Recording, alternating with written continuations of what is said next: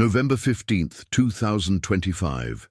Grizzly bear kills 3 high school teachers during field trip in Montana. The morning mist clung to the valleys of Gallatin National Forest like a shroud, its tendrils weaving between the towering lodgepole pines and Douglas firs that had stood sentinel over this wilderness for centuries. At 6:47 a.m. Mountain Standard Time, the sun cast its first pale rays across the frost-covered meadows, illuminating a landscape that appeared pristine and welcoming to the casual observer. But beneath this serene facade lurked the raw, unforgiving power of nature that had claimed countless lives throughout Montana's blood-soaked history of human-wildlife encounters. Laura Jenkins stood at the edge of the Riverside High School parking lot, her breath visible in the crisp November air as she conducted her final equipment check. At 38 years old, she possessed the kind of weathered beauty that came from 15 years of leading outdoor education programs, her auburn hair streaked with premature silver from too many sleepless nights spent planning expeditions and worrying about student safety. Her green eyes, sharp and alert behind wire-rimmed glasses, scanned the assembled group of 27 junior-year biology students with the practiced vigilance of a veteran educator who understood that a single moment of inattention could transform an educational adventure into an unthinkable tragedy. "Remember, everyone," Laura called out, her voice carrying across the parking lot with the authority that had made her one of the most respected teachers at Riverside High. "This isn't a casual hike through the park. We're entering active grizzly habitat during one of the most dangerous times of the year. These bears are in hyperphagia, desperately trying to gain weight before winter hibernation, which makes them more aggressive and unpredictable than usual." Standing beside her, Peter Hoffman adjusted the straps of his massive expedition backpack, the weight of emergency medical supplies and communication equipment pulling at his broad shoulders. At 42, he was the kind of man who inspired confidence in others through sheer physical presence alone. Standing 6 feet 4 inches tall, with the lean, muscled build of someone who spent his summers climbing peaks throughout the Rocky Mountain West, Peter had earned his reputation as the most outdoors-savvy teacher at the school. His salt and pepper beard was neatly trimmed, and his steel blue eyes held the kind of intensity that came from 20 years of leading wilderness expeditions without a single serious incident. Today, that perfect safety record would come to a horrifying end. "The weather forecast shows a storm system moving in this afternoon," Peter announced, consulting his GPS device and checking the barometric pressure readings on his watch. "We'll need to be extra vigilant about our timeline. November storms in this elevation can turn deadly fast, and we absolutely cannot afford to be caught in the backcountry after dark." The third adult chaperone, Diane Morales, emerged from the school building carrying the last of the emergency radio equipment. At 35, she was the youngest of the 3 teachers, but had proven herself invaluable during previous outdoor education trips through her background as a former wilderness EMT. Her dark hair was pulled back in a practical ponytail, and her brown eyes reflected a mix of excitement and the healthy apprehension that came from truly understanding the risks they were about to face. Diane had moved to Montana only 3 years ago from Los Angeles, drawn by the promise of outdoor adventure and the chance to make a difference in rural education.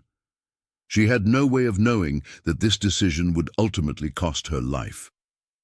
"Radio check complete," Diane reported, clipping the emergency beacon to her belt. "I've confirmed contact with Park Services, and they have our planned route and expected return time. If we're not back by 8 p.m., they'll initiate search protocols." The students gathered around the 3 teachers represented a cross-section of small-town Montana youth, each carrying their own hopes, dreams, and the kind of invincibility complex that comes with being 17 years old. Among them was Marcus Thompson, a lanky basketball player whose family had ranched in the area for 4 generations. He stood nearly 6.5 feet tall, but had the awkward, unfinished look of someone still growing into his frame. Marcus had been raised hearing stories of bear encounters from his grandfather and considered himself well prepared for wilderness dangers, an attitude that would prove both blessing and curse in the hours to come. Beside Marcus stood his girlfriend, Jessica Chen, a petite honor student whose parents had immigrated from Taiwan when she was 5. Jessica possessed the kind of fierce intelligence and determination that had earned her early admission to Stanford University, but she had never spent a night outdoors before this trip.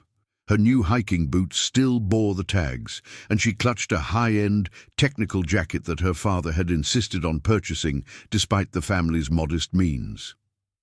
Jessica's presence on the trip represented her parents' hopes that she would develop the kind of well-rounded experience that elite colleges valued, a decision that would haunt the Chen family for the rest of their lives. Tommy Rodriguez, the son of migrant workers who had settled in the valley 10 years earlier, stood slightly apart from the other students with the self-conscious posture of someone acutely aware of class differences. At 17, he worked 20 hours a week at a local mechanic shop to help support his family while maintaining a 3.8 GPA. Tommy had never owned proper hiking gear and was wearing a combination of hand-me-downs and borrowed equipment that marked him as different from his more affluent classmates. His participation in the trip had only been possible through a scholarship fund that Laura had quietly established for students from low-income families. Sarah Mitchell, daughter of the town's only doctor, represented the opposite end of the economic spectrum. She wore thousands of dollars worth of outdoor gear and had spent her summers attending wilderness skills camps in Colorado and Utah. At 17, Sarah already possessed more backcountry experience than many adults, but she also carried the burden of perfectionism and anxiety that often accompanied growing up in a high-achieving family. Her blonde hair was braided in the practical style she had learned at summer camp, and her movements showed the confidence that came from extensive outdoor training. The group also included David Park, a quiet, introspective student who had joined the trip primarily because he had developed a crush on Jessica Chen. David's parents owned the town's hardware store, and he possessed an encyclopedic knowledge of tools and equipment that often proved useful during outdoor activities. His earnest, helpful nature had made him popular with teachers, though he struggled to connect with his peers.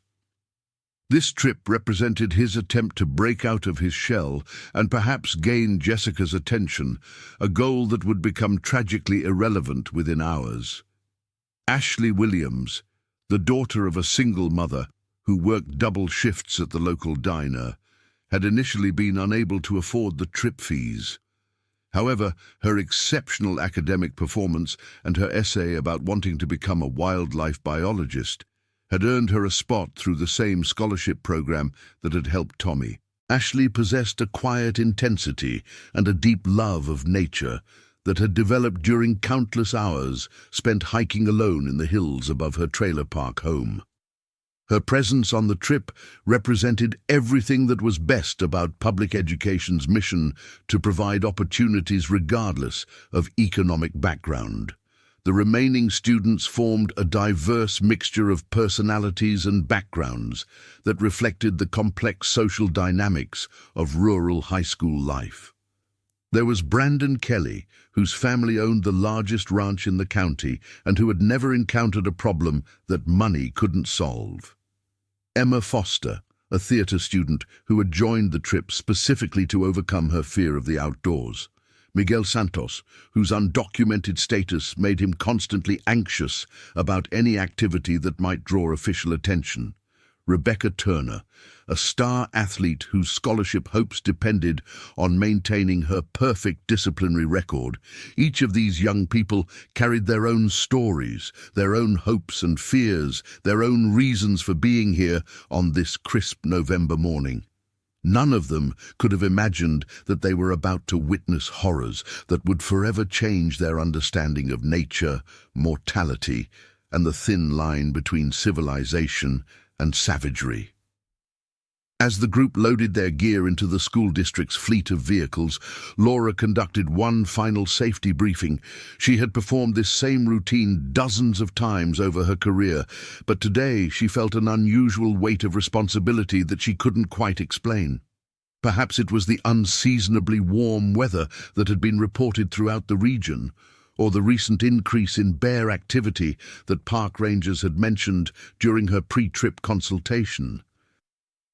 Whatever the source of her unease, Laura found herself being more thorough than usual in her preparations.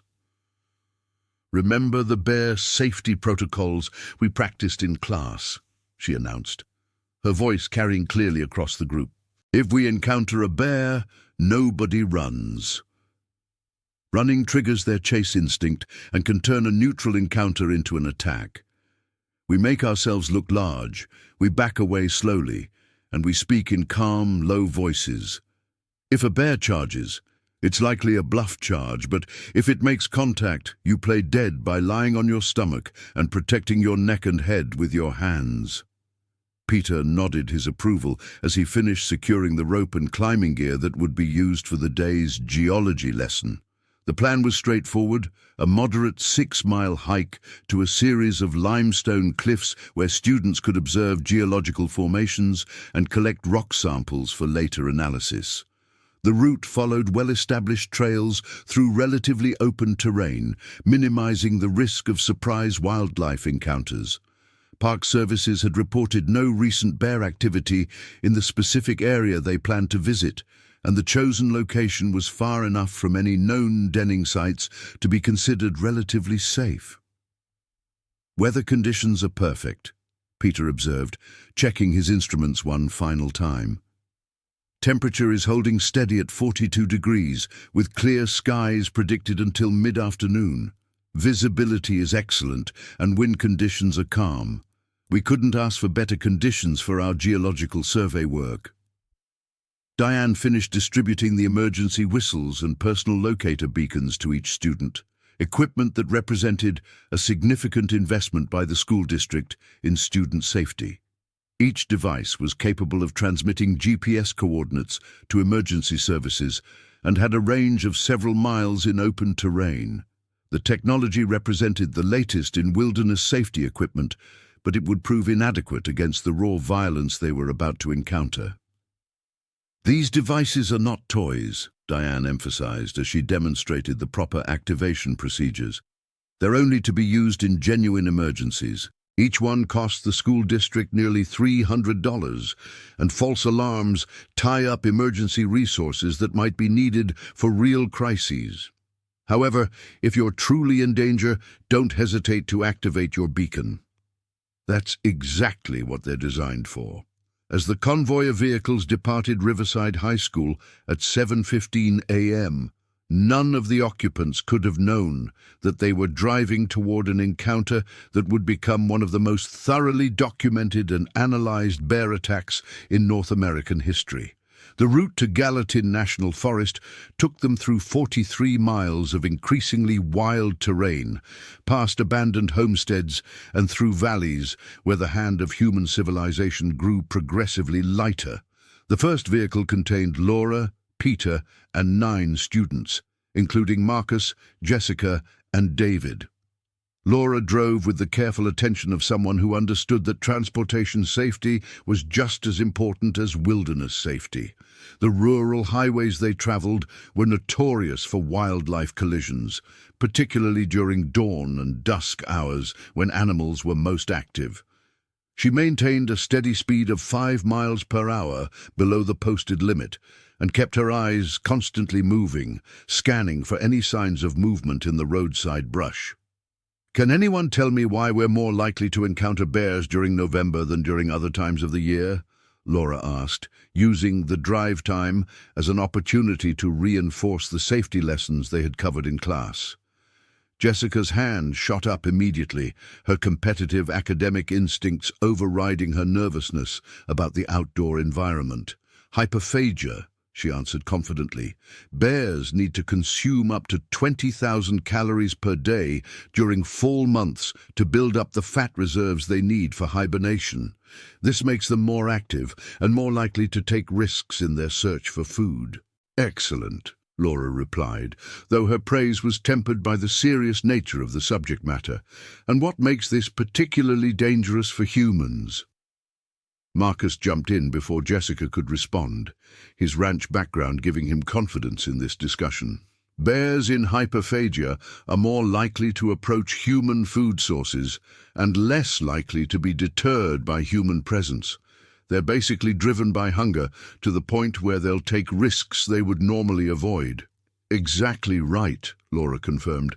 This is why timing is so critical for outdoor activities in bear country. Spring bears are hungry after hibernation, but they're also lethargic and focused on easily available food sources like grass and roots. Summer bears have plenty of natural food available and tend to avoid humans, but fall bears are desperate, and desperation makes any wild animal extremely dangerous. In the second vehicle, Diane led a similar discussion with her group of 9 students, including Tommy, Sarah, and Ashley. The conversation in this vehicle took on a more technical tone, as Diane drew on her medical background to explain the physiological factors that drove bear behavior. A grizzly bear's metabolic rate during hyperphagia is absolutely incredible, Diane explained as she navigated a particularly winding section of mountain highway. They can gain up to 4 pounds per day during peak feeding season.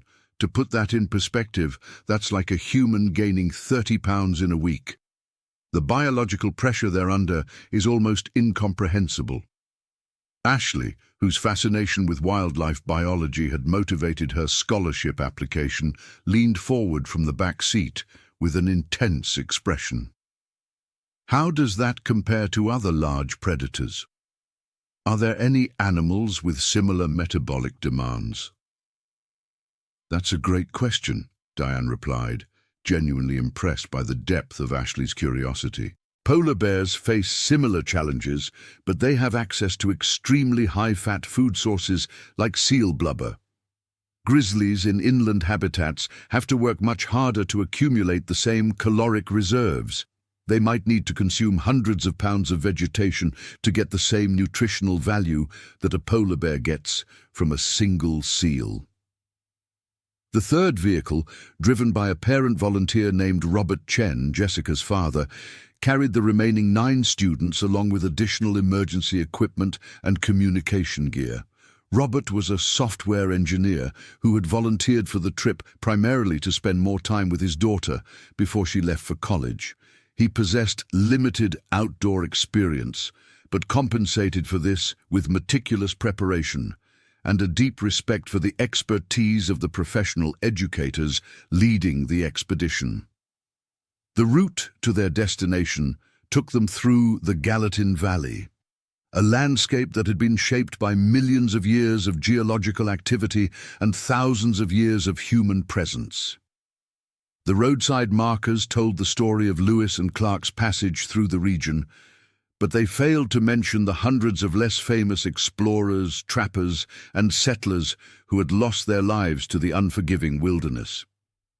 The very beauty of the landscape served to mask the deadly potential that lay hidden beneath its serene surface.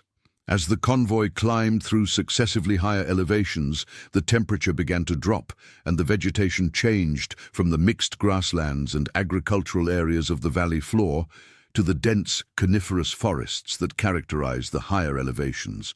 Ancient Douglas firs and lodgepole pines towered hundreds of feet above the roadway, their canopies so dense that the forest floor remained in perpetual twilight even during the brightest part of the day. At 8:42 a.m., the vehicles turned onto Forest Service Road 234, a narrow gravel track that wound through increasingly wild terrain. The change in road surface forced Laura to reduce her speed to less than 20 miles per hour, and the sound of gravel crunching beneath the tires created a rhythm that would later echo in the nightmares of the survivors. The forest pressed close on both sides of the road, creating the sensation of traveling through a green tunnel towards some unknown destination. "This is where things get really interesting from a geological perspective," Peter announced from the passenger seat as he consulted his topographical maps. "We're entering an area where limestone deposits from ancient seabeds have been uplifted and exposed by millions of years of tectonic activity. The formations we'll be studying today are approximately 350 million years old, dating from the Mississippian period when this entire region was covered by a shallow tropical sea." The students in his vehicle leaned forward to peer through the windows at the increasingly dramatic terrain. Sheer rock faces began to appear between the trees, their stratified layers telling the story of geological time in a language that few humans could read. These same rock formations would later serve as amphitheaters for screams that would echo through the valleys for what seemed like hours. At 9:15 a.m., the convoy reached the parking area at the head of Trail 447, a narrow dirt lot that could accommodate perhaps a dozen vehicles, but which was completely empty on this crisp November morning. The isolation that made this location perfect for educational purposes also meant that help would be many miles away when disaster struck. The nearest ranger station was 37 miles distant by road, and the nearest hospital was more than 60 miles away through mountain terrain that could become impassable at a moment's notice. Laura surveyed the parking area with the practiced eye of someone who had spent years assessing potential risks and hazards. She noted the condition of the Forest Service bulletin board, which displayed current information about trail conditions and wildlife activity. The most recent postings were dated 3 days earlier and reported no unusual bear activity in the immediate area, though they did mention that berry crops throughout the region had been particularly poor this year due to early frost conditions. "Poor berry crops," Peter observed, reading over her shoulder. "That means the bears will be even more desperate than usual. They'll be ranging farther from their normal territories and taking greater risks to find food sources." The temperature at the trailhead registered 38 degrees Fahrenheit, well within the safe range for the clothing and equipment the group had brought. However, the elevation gain they would experience during their 6-mile hike would take them into environmental conditions that could change rapidly and without warning.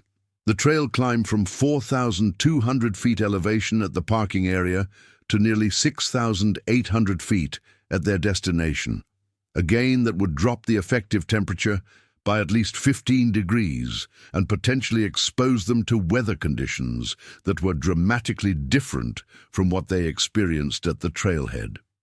"Final gear check," Diane announced as the students began unloading their backpacks from the vehicles.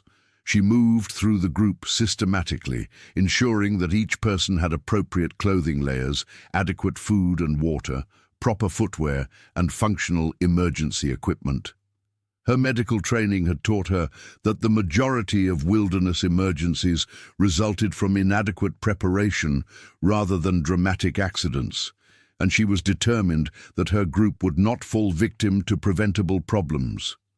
The students displayed the mixture of excitement and apprehension that characterized any group of teenagers facing the unknown. Some, like Sarah Mitchell, moved with the confidence that came from extensive outdoor experience.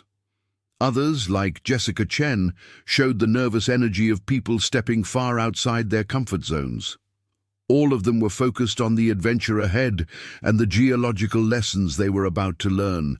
None of them were prepared for the biological lesson they were about to receive about the position of humans in the food chain. Tommy Rodriguez struggled with the straps of his borrowed backpack, which was designed for someone significantly taller than his 5'7" frame. Ashley Williams noticed his difficulty and quietly moved to help adjust the pack, demonstrating the kind of mutual support that often developed during outdoor adventures. Their collaboration represented the best of human cooperation in the face of natural challenges, but it would prove inadequate against the raw power they were about to confront. "Remember," Laura called out as the group began to form up for the hike. "We maintain buddy system protocols at all times. Nobody goes anywhere alone, even to use the bathroom. We stick together as a group, and we maintain visual and verbal contact throughout the day. These protocols might seem excessive, but they've been developed based on decades of experience in wilderness education, and they represent our best insurance against preventable accidents." At 9:47 a.m. Mountain Standard Time, the group of 30 people began their hike along Trail 447, following a well-marked path that climbed gradually through mixed forest terrain. The trail had been constructed by the Civilian Conservation Corps during the 1930s and had been maintained by the Forest Service for nearly 90 years. It was considered one of the safer and more accessible trails in the region, suitable for intermediate hikers and educational groups. The very reputation for safety that had led to its selection for this trip would prove to be tragically misleading. The first hour of hiking proceeded exactly according to plan. The students spread out along the trail in small groups, with the 3 adult supervisors positioned at the front, middle, and rear of the column to maintain oversight of the entire group. Peter took point, using his GPS device to confirm their location every 15 minutes and his extensive knowledge of the terrain to identify potential hazards or points of interest. Laura maintained position in the middle of the group, where she could respond quickly to problems anywhere along the column. Diane brought up the rear, ensuring that no one fell behind and that the slower hikers received appropriate support and encouragement. The trail wound through a landscape of breathtaking beauty, crossing meadows where frost still clung to the grass despite the warming morning sun. Ancient trees towered above them, some bearing the scars of forest fires that had swept through the region decades earlier. The sound of their boots on the trail created a steady rhythm that seemed to harmonize with the natural sounds of the forest. The whisper of wind through pine branches, the distant call of a red-tailed hawk, and the barely audible sound of water flowing in a creek somewhere in the valley below. "Can anyone identify the tree species we're seeing along this section of trail?" Laura asked, using the hike as an opportunity to reinforce the botanical lessons they had covered in class. The question sparked an animated discussion among the students as they compared the characteristics of lodgepole pines, Douglas firs, and Engelmann spruces. Jessica Chen, despite her urban background, had done extensive research in preparation for the trip and was able to identify several species based on their bark patterns and needle arrangements. Her academic thoroughness impressed her classmates and earned approving nods from the teachers. Marcus Thompson contributed observations based on his ranch experience, describing how different tree species responded to drought conditions and fire damage. The collaborative learning environment that developed during this discussion represented everything that was best about outdoor education. At 10:23 a.m., the group paused for their first rest break at a scenic overlook that provided panoramic views of the Gallatin Valley spread out below them. The elevation gain had been gradual but steady, and several students were already feeling the effects of the thin mountain air. Peter used the break as an opportunity to discuss the relationship between elevation, atmospheric pressure, and human physiology, turning the students' mild discomfort into a learning opportunity about the challenges of mountain environments. "Notice how your heart rate increases and your breathing becomes more rapid at altitude," he explained as the students caught their breath and hydrated from their water bottles. "This is your body's natural response to reduced oxygen availability. At this elevation, each breath contains approximately 15% less oxygen than you would get at sea level. Your cardiovascular system compensates by working harder, which is why outdoor activities always feel more strenuous in mountain environments." The overlook also provided an excellent vantage point for observing wildlife movement patterns throughout the valley. Several students used binoculars to scan the distant meadows and forest edges, hoping to spot elk, deer, or perhaps even a black bear. The irony that they were actively looking for the very animals that would soon terrorize them was lost on everyone in the group. Sarah Mitchell,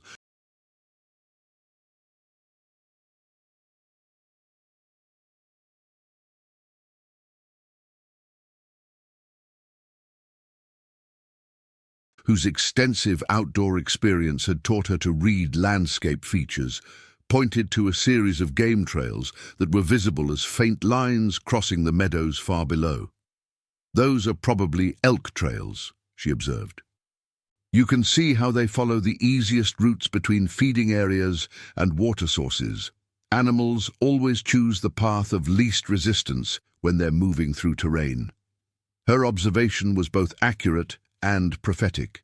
The same principles that governed elk movement also applied to bears, and the trail the group was following represented exactly the kind of easy travel route that large predators preferred when moving through their territories. Unknown to any of them, they were hiking directly through the heart of a territory claimed by a massive male grizzly bear that had been displaced from his normal range by human activity in adjacent areas. The break also provided an opportunity for the students to begin bonding in the way that often happened during shared outdoor experiences. The artificial social hierarchies of high school began to break down as students who rarely interacted in the classroom found themselves working together to solve practical problems, like adjusting pack straps, sharing snacks, and helping each other navigate the challenging terrain. David Park, whose mechanical aptitude made him valuable during equipment problems, helped Tommy Rodriguez adjust his ill-fitting backpack to prevent chafing and pressure points. Their collaboration represented a crossing of social boundaries that rarely occurred in the school environment, but which often developed naturally during outdoor adventures when survival concerns took precedence over social status. At 10:45 a.m., the group resumed their hike, continuing along Trail 447 as it wound through increasingly dense forest. The trail began to climb more steeply as they approached the geological formations that were their ultimate destination. The change in gradient forced the group to move more slowly and to take more frequent rest breaks, but it also increased the sense of anticipation as they drew closer to their goal. The forest around them was showing the subtle signs of seasonal change that characterized late autumn in the Rocky Mountains. Many of the deciduous trees had already lost their leaves, creating an openness in the canopy that would normally have been welcome for the increased visibility it provided. However, the same openness that made wildlife observation easier also made it more difficult to detect potential threats before they came dangerously close. Peter noticed increasing signs of wildlife activity as they climbed higher into the mountains. Deer tracks became more frequent in the muddy sections of trail, and he spotted several areas where bears had obviously been digging for roots and grubs. The claw marks in the soft earth were unmistakably from a large animal, and their freshness indicated recent activity. A more experienced tracker might have recognized these signs as indicating the presence of a particularly large and active bear in the immediate vicinity area, but Peter's expertise lay in geology and outdoor education rather than wildlife tracking. "Look at these claw marks," he called out to the students, pointing to a rotting log that had been torn apart in the search for insects and larvae. "A bear did this, probably within the last few days. You can see how powerful these animals are just from the way they can demolish a log that would require tools for humans to dismantle." The students gathered around to examine the evidence of bear activity, taking photographs and making observations about the feeding behavior of large omnivores. Their academic interest in the subject was genuine, but it was tinged with the kind of nervous excitement that comes from encountering concrete evidence that potentially dangerous wildlife was active in the area. None of them realized that the bear responsible for this damage was less than half a mile away, and had been aware of their presence since shortly after they began hiking. Diane, with her medical training and wilderness emergency response background, found herself paying more attention to these signs than she normally would. Her experience as an EMT had taught her to trust instincts that she couldn't always explain rationally, and something about the pattern of wildlife activity they were observing made her increasingly uneasy. The bear signs were not just frequent, they were fresh, extensive, and indicated an animal that was spending significant amounts of time in this particular area. "These feeding signs are pretty concentrated," she mentioned quietly to Laura during a brief pause in the group's progress. "In my experience, when you see this much activity in such a small area, it usually means you're dealing with an animal that's either territorial, about a specific food source, or that's been displaced from its normal range and is exploring new territory." Laura nodded thoughtfully, sharing some of Diane's concern, but not wanting to alarm the students unnecessarily. "We'll keep a close eye on things," she replied. "If we encounter any more intensive sign, we'll consider modifying our route or shortening the trip. But so far, everything we're seeing is consistent with normal fall-feeding behavior." Their conversation was interrupted by excited calls from the students at the front of the group, who had reached a section of trail that offered their first clear view of the limestone cliffs that were their destination. The geological formations rose dramatically from the forest floor, their layered structure telling the story of ancient seas and the enormous forces that had lifted them thousands of feet above sea level. The sight was genuinely spectacular and represented exactly the kind of natural wonder that made outdoor education so valuable for young people. "Those formations represent approximately 50 million years of sediment deposition," Peter announced, as the group gathered at a viewpoint that provided an unobstructed view of their destination. Each layer tells a story about the environmental conditions that existed when it was formed. The darker layers indicate periods when the ancient sea floor received more organic material, while the lighter layers suggest periods of more intense chemical precipitation. The students responded with the kind of genuine enthusiasm that made teaching rewarding, asking sophisticated questions about geological timescales, fossil formation, and the relationship between ancient environmental conditions and modern climate patterns. Their engagement with the subject matter represented the best possible outcome for an educational field trip, but it also meant that their attention was focused on the distant rock formations rather than on their immediate surroundings and potential dangers. At 11:34 a.m., the group reached the junction where Trail 447 intersected with Trail 203, a less maintained path that would take them directly to the base of the limestone cliffs. The junction was marked by a weather-beaten Forest Service sign that warned hikers about the increased difficulty of the terrain ahead, and advised that Trail 203 was recommended only for experienced hikers with appropriate equipment. The sign also included warnings about wildlife activity and recommended that hikers travel in groups and make noise to avoid surprising animals. Peter consulted his maps and GPS device to confirm their location and their progress against their planned timeline. They had made excellent time during the morning hike, covering the first 4 miles in less than 2 hours, despite the steady elevation gain. Their current position was exactly where they should be, according to their carefully planned itinerary, and they were well ahead of the schedule that would ensure their return to the parking area before dark. "We're making great time," he announced to the group. "At this rate, we'll reach the geological site by 12:30. Which will give us plenty of time for our research activities and sample collection before we need to start back. The weather is holding steady, and visibility is excellent. We couldn't ask for better conditions for our fieldwork." The transition from Trail 447 to Trail 203 marked a subtle but significant change in the character of their environment. The newer trail, had been wider and more heavily traveled, showing signs of regular maintenance and frequent use by both hikers and Park Service personnel.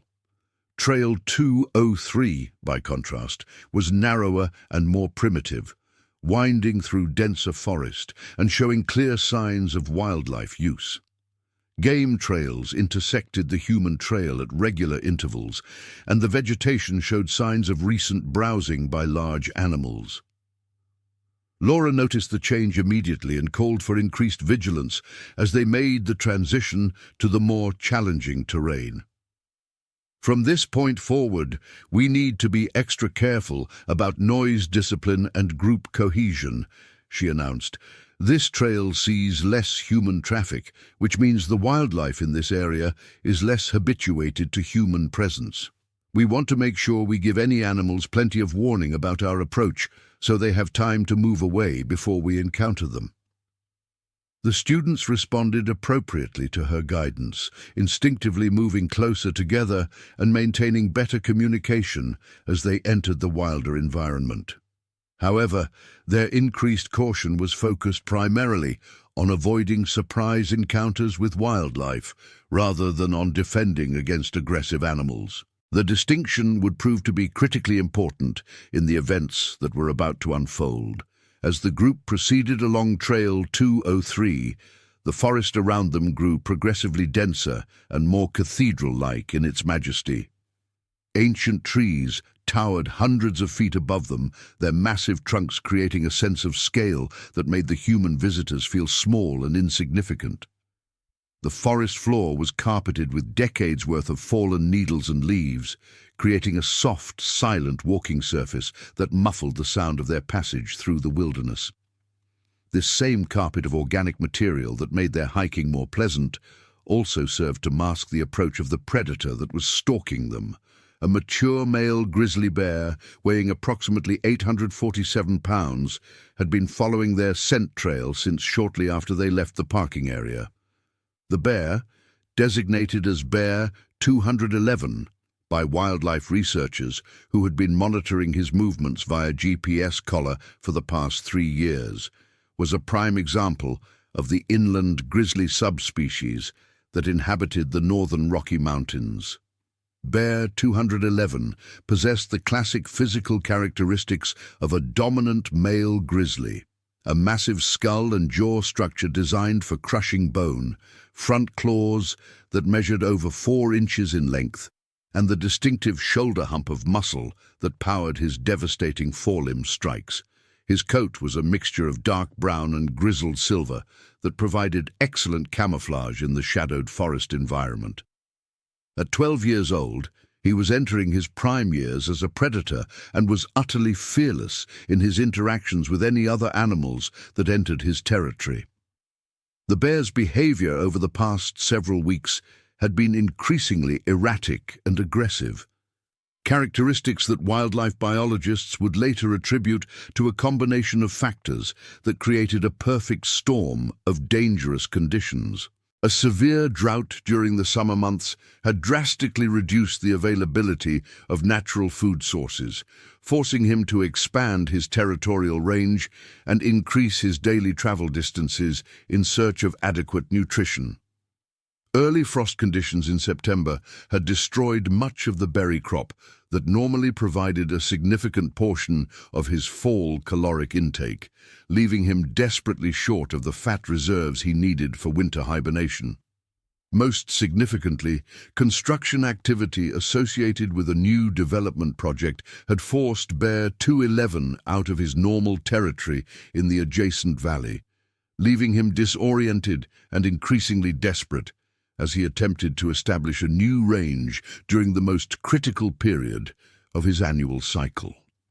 The psychological stress of territorial displacement, combined with his deteriorating physical condition, had triggered behavioral changes that made him far more likely to view humans as potential prey rather than as threats to be avoided.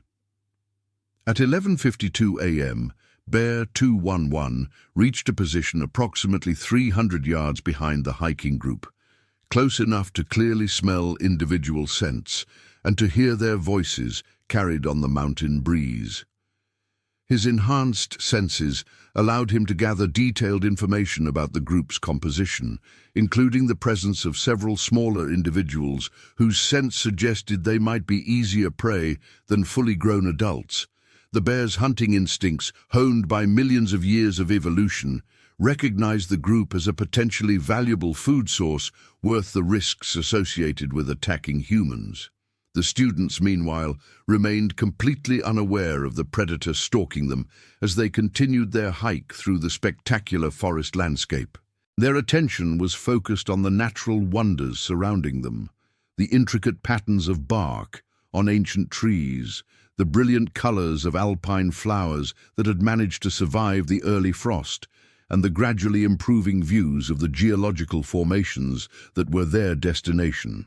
Marcus Thompson used his height advantage to help smaller students navigate particularly challenging sections of the trail, demonstrating the kind of leadership and cooperation that teachers hope to foster during outdoor education experiences.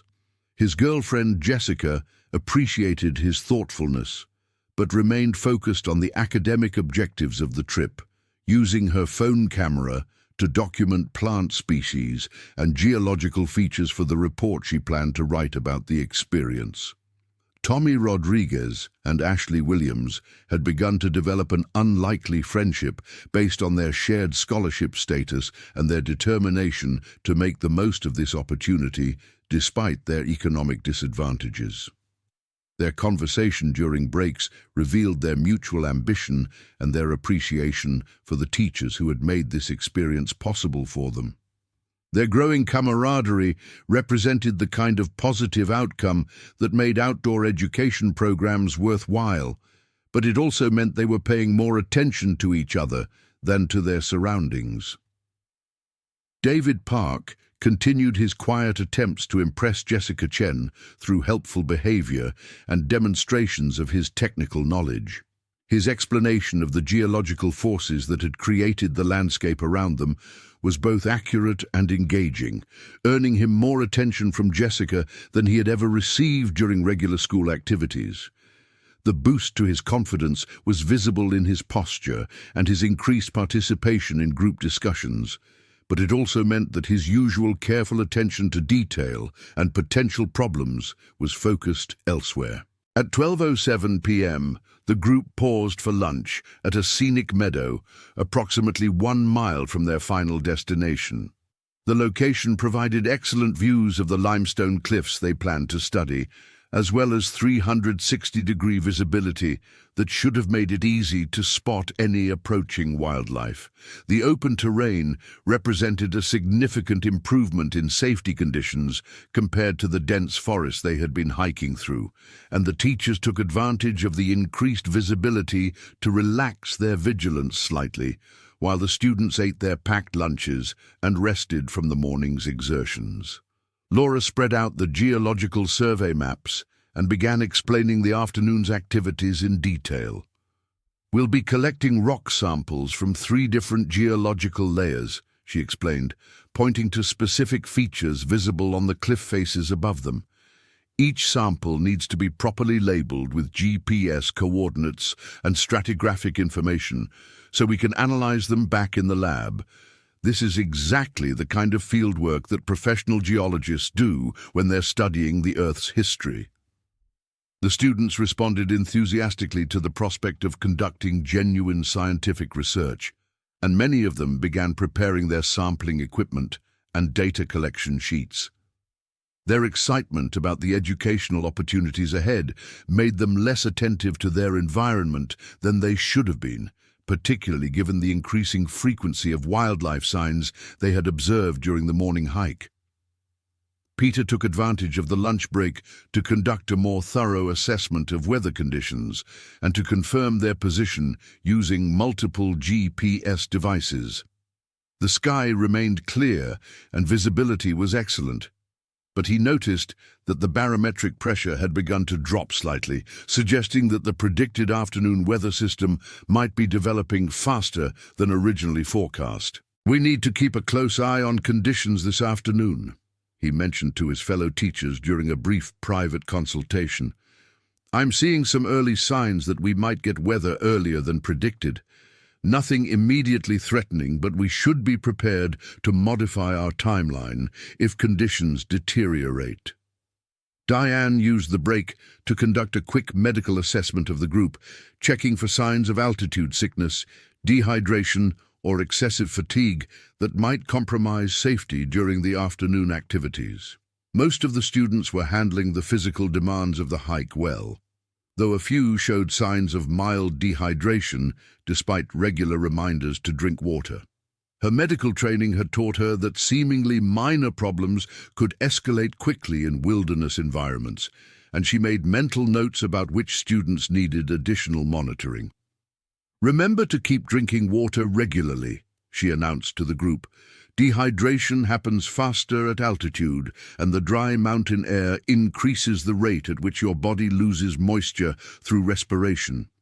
Even if you don't feel thirsty, your body needs regular fluid replacement to maintain optimal performance." The meadow, where they had stopped for lunch, was located at the intersection of several game trails, making it a natural gathering point for wildlife moving through the area. Under normal circumstances, the presence of 30 humans would have been enough to deter most animals from approaching the area, but Bear 211 was far from normal circumstances. His desperate hunger and his growing territorial aggression had overcome the natural caution that usually kept grizzly bears away from human activity. At 12:23 p.m., Bear 211 emerged from the tree line at the far edge of the meadow, approximately 150 yards from where the group was having lunch. His appearance was so sudden and unexpected that for several seconds none of the humans noticed his presence. The bear stood motionless at the forest edge, using his superior senses to assess the threat level and potential food value represented by the group of humans. From Bear 211's perspective, the scene before him represented both opportunity and challenge. The humans were clearly focused on activities other than watching for predators, suggesting that a surprise attack might be possible. However, the group was large and included several individuals whose size suggested they might be capable of effective resistance. The bear's predatory instincts were telling him that an attack would likely succeed, but his survival instincts warned him that humans were unpredictable and potentially dangerous adversaries. The first person to notice the bear was Sarah Mitchell, whose extensive outdoor experience had taught her to regularly scan her surroundings for potential hazards. Her initial reaction was excitement rather than alarm, as she had hoped to observe wildlife during the trip and had never seen a grizzly bear in its natural habitat.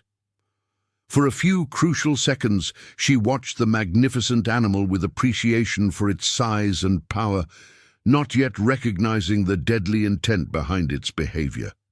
"Everyone look," Sarah called out quietly, pointing toward the tree line. "There's a grizzly bear over there. This is exactly what we came here to see." Her announcement triggered a wave of excitement throughout the group, as students and teachers alike turned to observe the magnificent predator.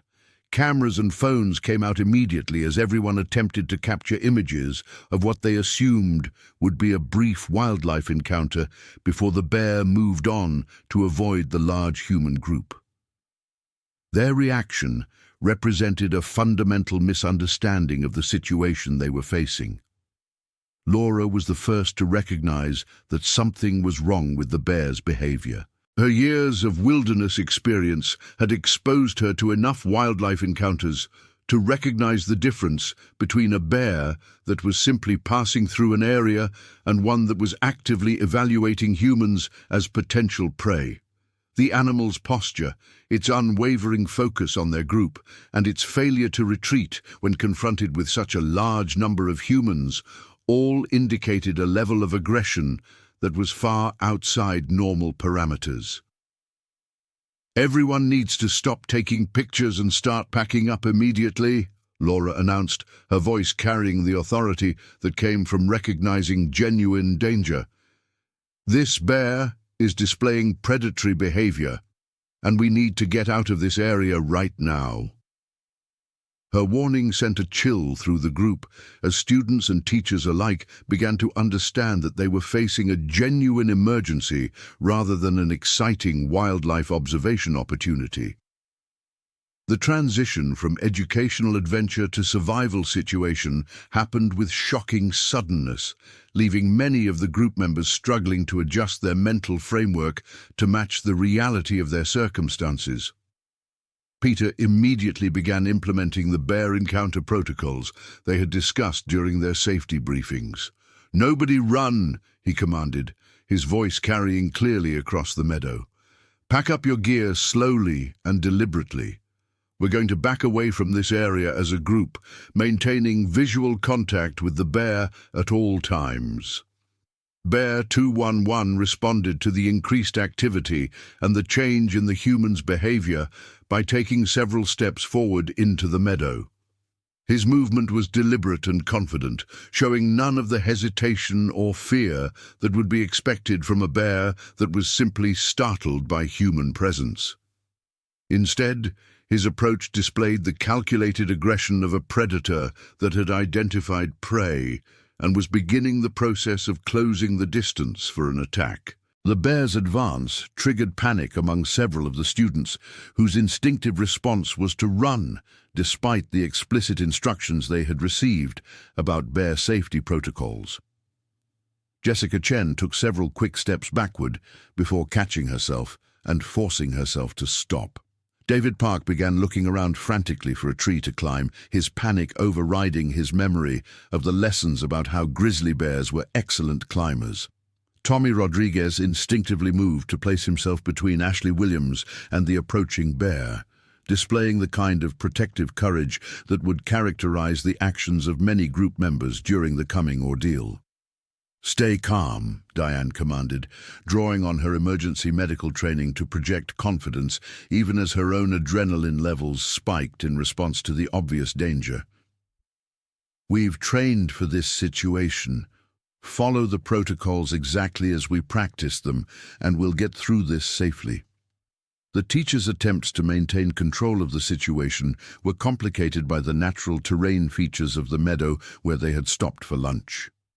The open space that had seemed like a safety advantage now became a tactical disadvantage, as it provided no immediate cover or defensive positions that could be used to protect the students from an attacking bear. The nearest trees were more than 50 yards away, far too distant to reach before a charging bear could close the distance. Bear 211 continued his advance, covering ground with the deceptively casual gait that characterized grizzly bear movement. Each step brought him closer to the human group, while his senses gathered additional information about individual group members and their likely responses to attack. His predatory instincts were focused particularly on the smaller individuals, whose sense and movements marked them as potentially easier prey than the larger adults. At 12:28 p.m., when the bear had closed the distance to approximately 75 yards, Laura made the decision to deploy the bear spray that each of the adult supervisors carried as standard safety equipment. Bear spray was designed to create a chemical barrier that would deter aggressive wildlife without causing permanent harm, and it had proven effective in numerous documented encounters throughout North America. However, its effectiveness depended on proper deployment at relatively close range, and the current situation presented significant challenges for its successful use. "I'm deploying bear spray," Laura announced, removing the canister from her belt holster and checking the wind direction to ensure that the spray would travel toward the bear rather than back toward the group. "Everyone needs to be ready to move quickly if this doesn't stop the attack." The sound of the bear spray canister being activated created a loud hissing noise that carried clearly across the meadow. The chemical spray created a visible cloud that drifted toward Bear 211, but the distance involved and the slight breeze meant that much of the spray dispersed before reaching the animal. The concentration that actually reached the bear was insufficient to create the immediate deterrent effect that the situation required. Bear 211's response to the bear spray was the opposite of what Laura had hoped for. Instead of retreating or showing signs of distress, the bear appeared to interpret the spray as a sign of weakness or aggression that justified an immediate attack.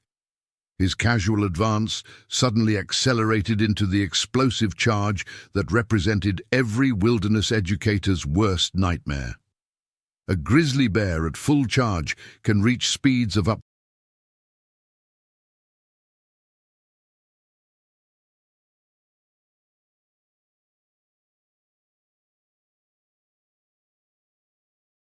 to 35 miles per hour across level ground, making it faster than any human runner and capable of closing significant distances in a matter of seconds. Bear 211's charge across the meadow was a devastating display of raw power and speed that left no doubt about his intentions or his capabilities. The thundering sound of his massive paws striking the ground created a rhythm of terror that would echo in the survivors' memories for the rest of their lives. "Bear charge!" Peter shouted at the top of his lungs, his voice carrying the authority of someone who understood that the next few seconds would determine whether his students lived or died. "Defensive formation! Protect the students!"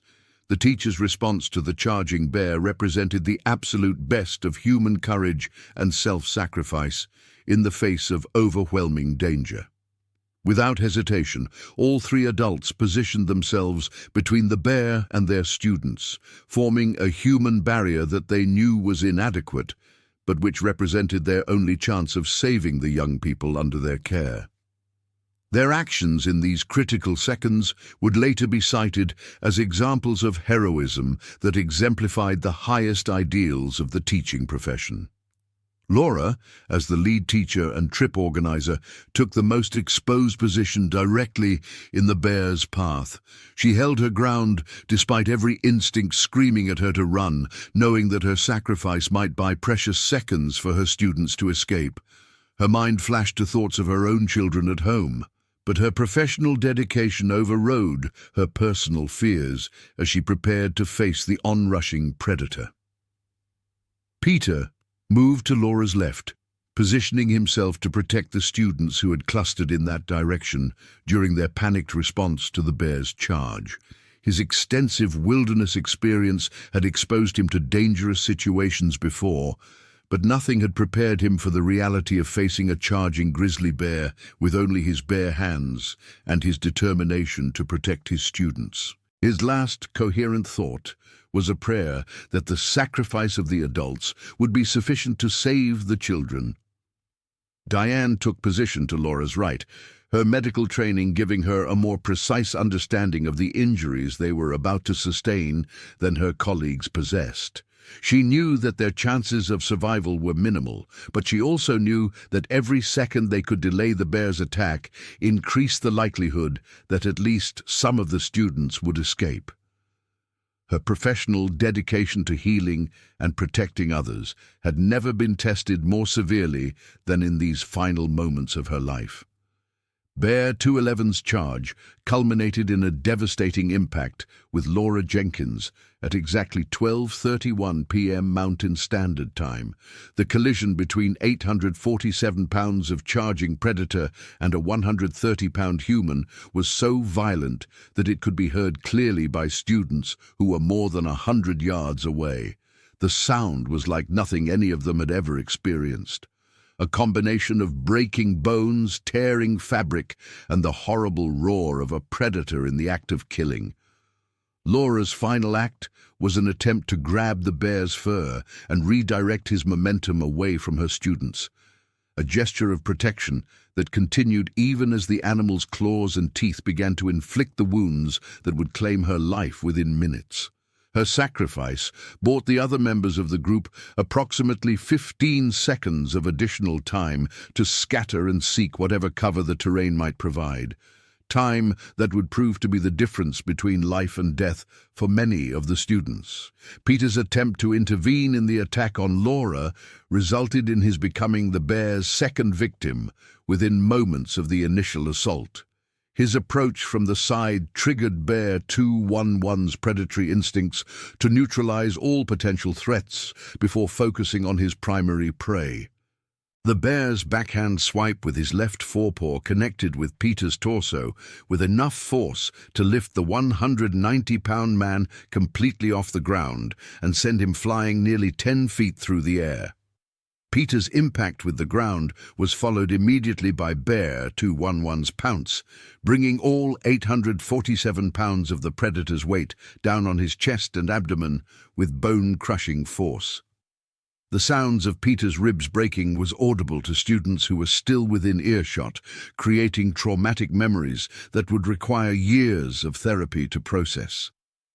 His final words were instructions shouted to his students, telling them to run and hide while he attempted to fight off their attacker with his bare hands.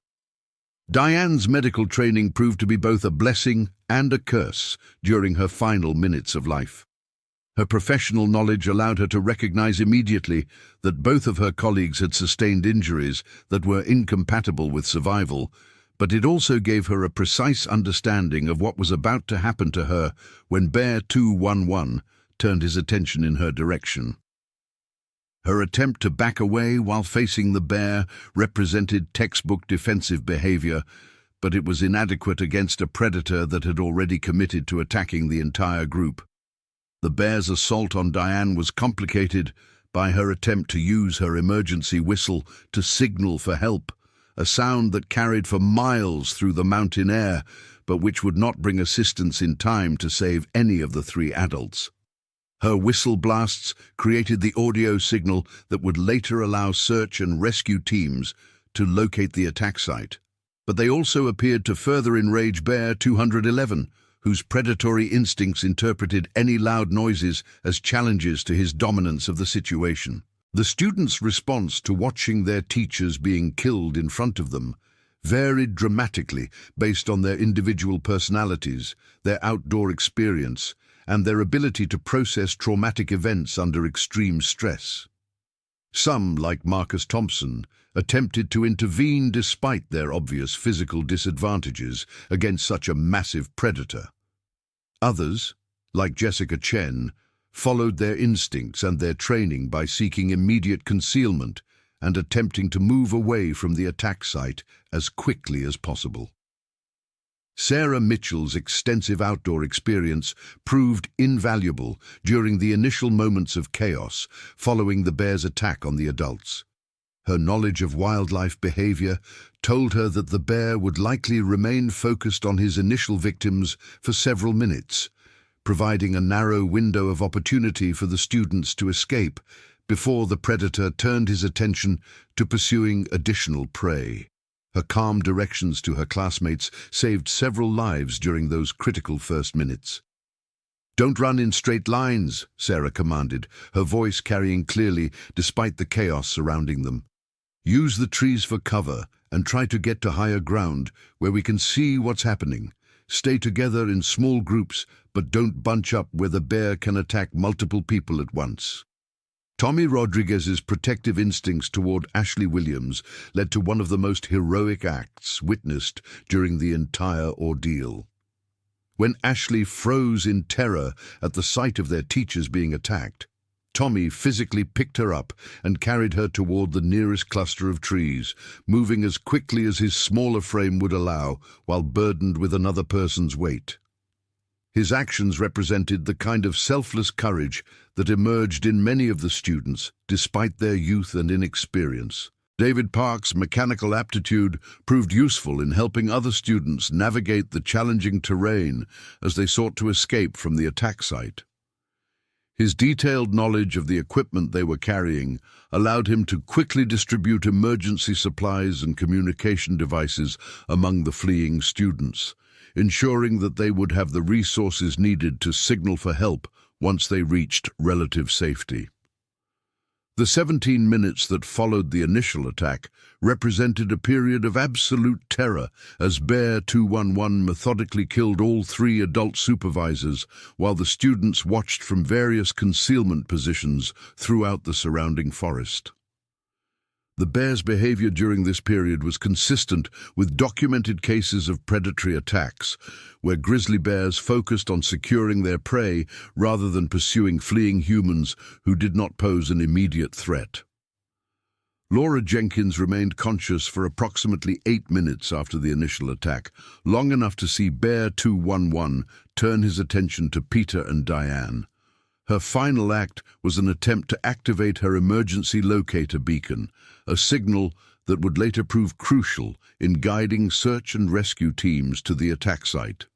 The beacon's GPS coordinates provided the first definitive information about the group's location that emergency responders received, though this information would not arrive in time to save any of the 3 adults.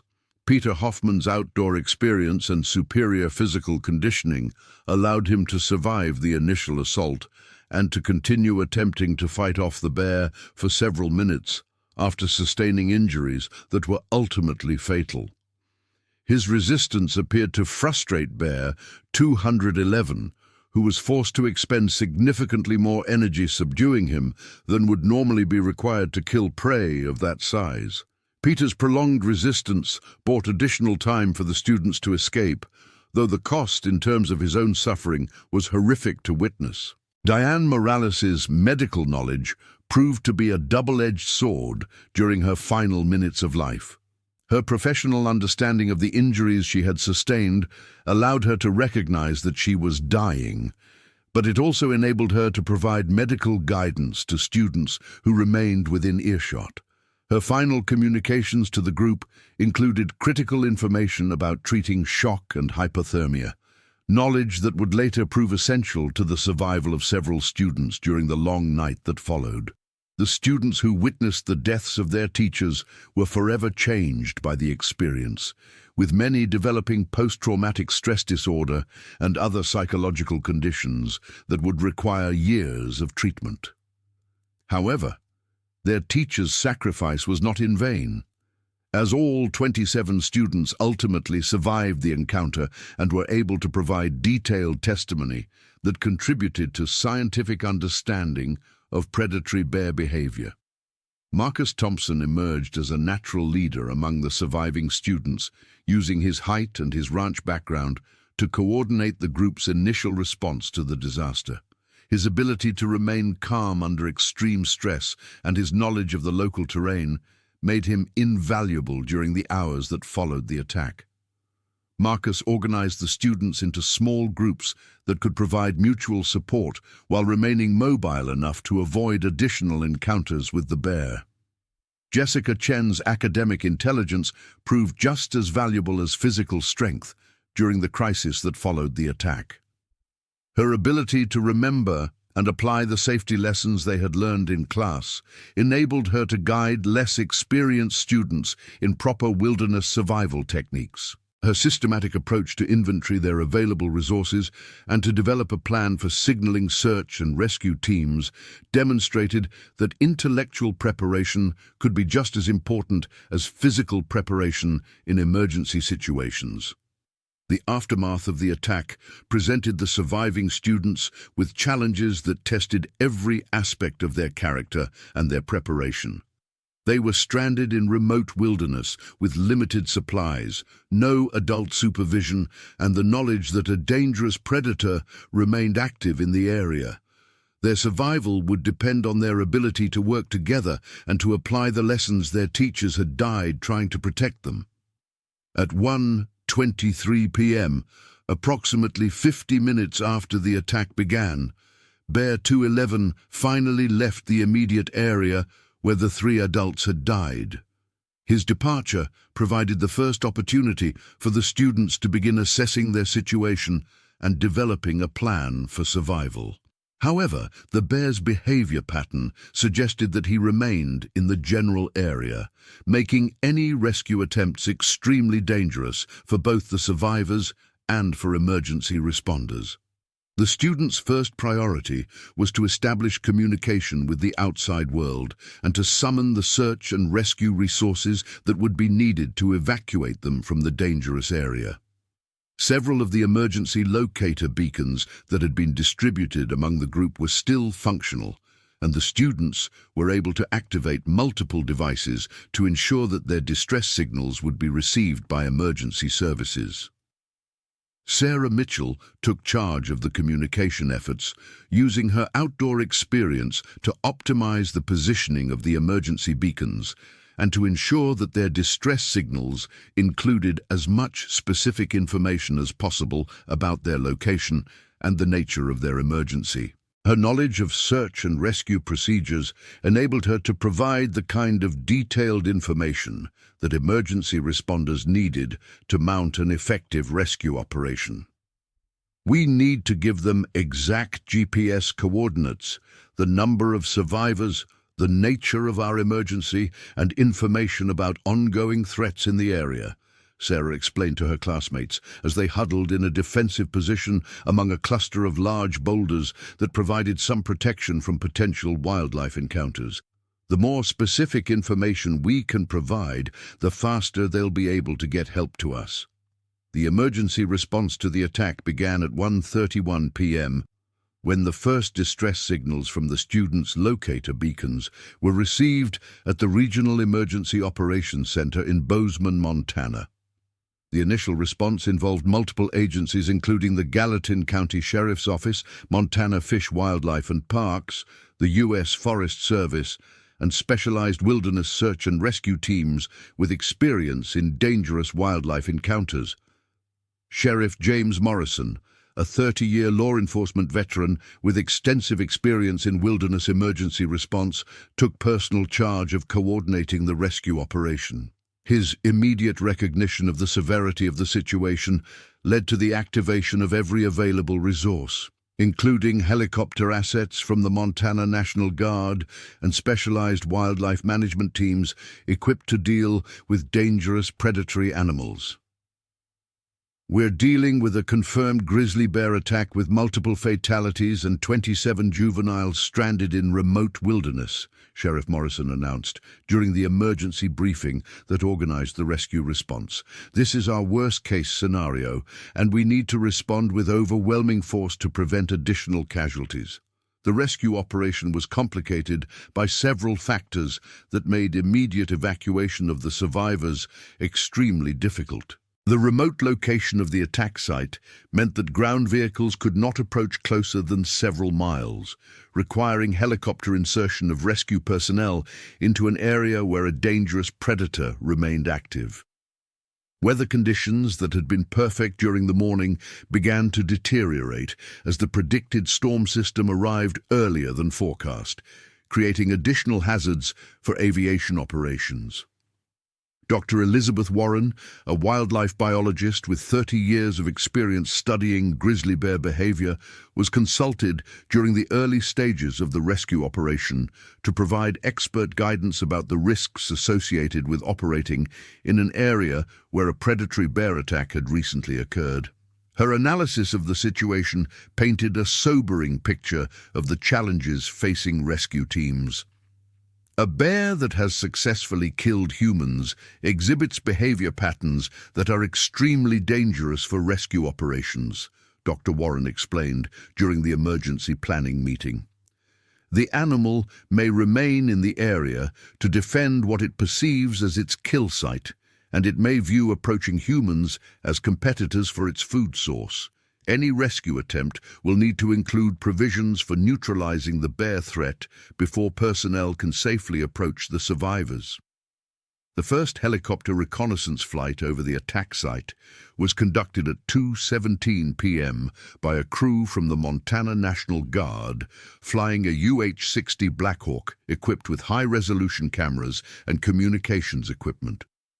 The aerial survey provided the first detailed assessment of the situation on the ground and confirmed the worst fears of the emergency response coordinators. The helicopter crew's initial report described a scene of devastating carnage at the attack site, with clear evidence of the violent deaths of all three adult supervisors.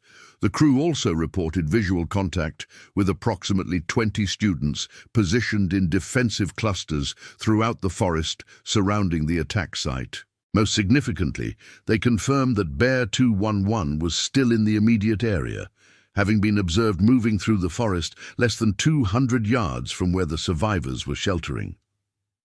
"We have visual confirmation of the bear," reported Chief Warrant Officer Michael Stevens, the helicopter pilot leading the reconnaissance mission. "It's a massive male grizzly, definitely large enough to have caused the damage we're observing. The animal appears to be patrolling the area around the attack site, which is going to make any ground rescue extremely dangerous." The students, meanwhile, were struggling to cope with the psychological trauma of watching their teachers die while simultaneously dealing with the practical challenges of wilderness survival in increasingly difficult conditions. The temperature had begun to drop as cloud cover moved in, and several of the students were showing early signs of hypothermia, despite the emergency clothing and equipment they had brought for the trip. Ashley Williams, whose scholarship participation in the trip had represented such an important opportunity for her academic development, found herself unable to stop shaking as the reality of their situation began to sink in. Tommy Rodriguez continued his protective behavior toward her, sharing his body heat and his emergency supplies, while trying to provide the kind of emotional support that would help her cope with the trauma they had all experienced. "We're going to get through this," Tommy repeated over and over, as much to convince himself as to comfort Ashley. "Help is on the way, and we just need to stay alive until they can reach us. Our teachers didn't die for nothing. They saved us, and we're going to honor their sacrifice by surviving." David Park's technical knowledge proved invaluable as the students worked to optimize their use of the emergency equipment that had been distributed among the group. His understanding of electronics and communication systems enabled him to troubleshoot problems with the locator beacons and to ensure that their distress signals continued to transmit even as battery levels began to drop. "We need to cycle the beacons on and off to conserve battery power," David explained to his classmates.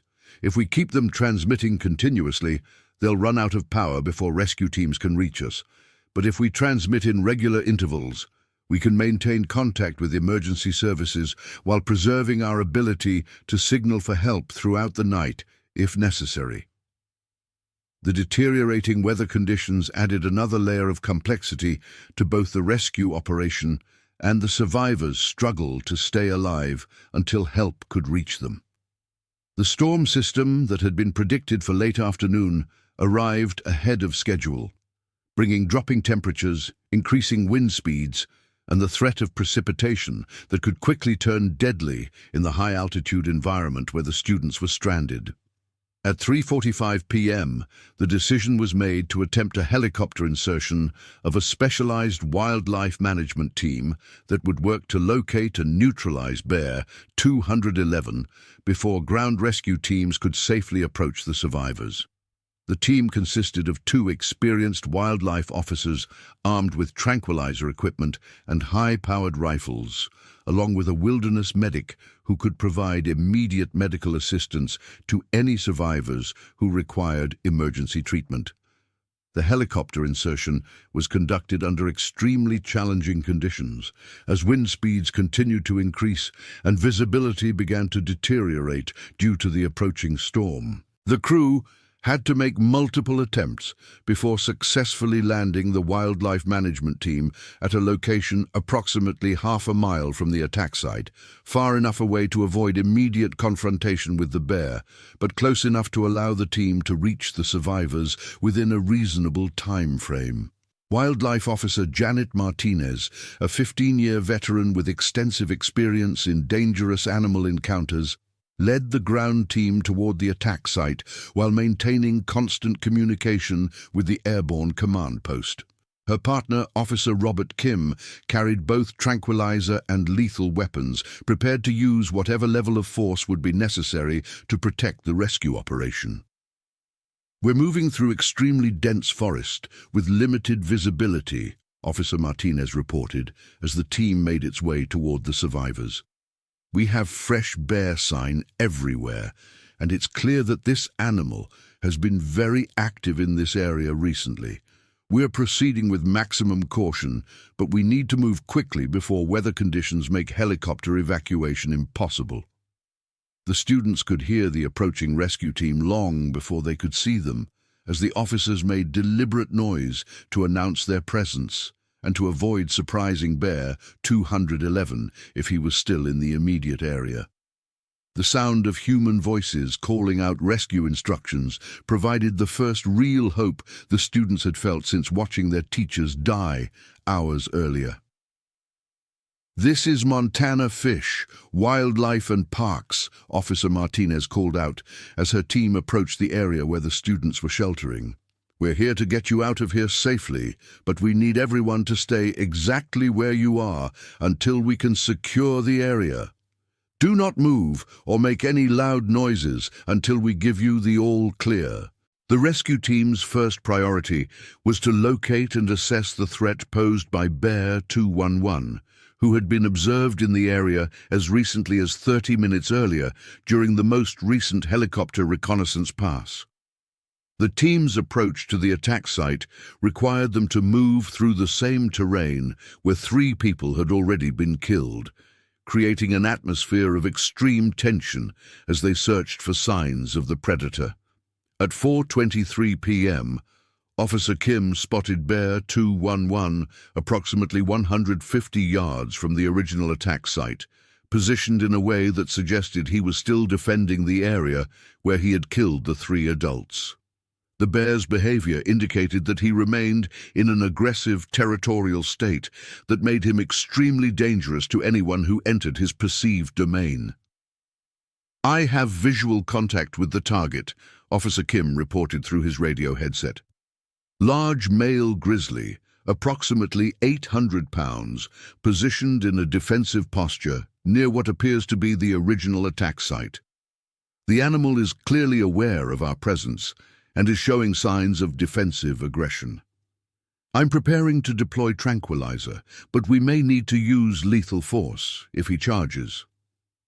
The decision to use tranquilizer rather than lethal force represented a calculated risk that balanced public safety concerns against wildlife conservation priorities.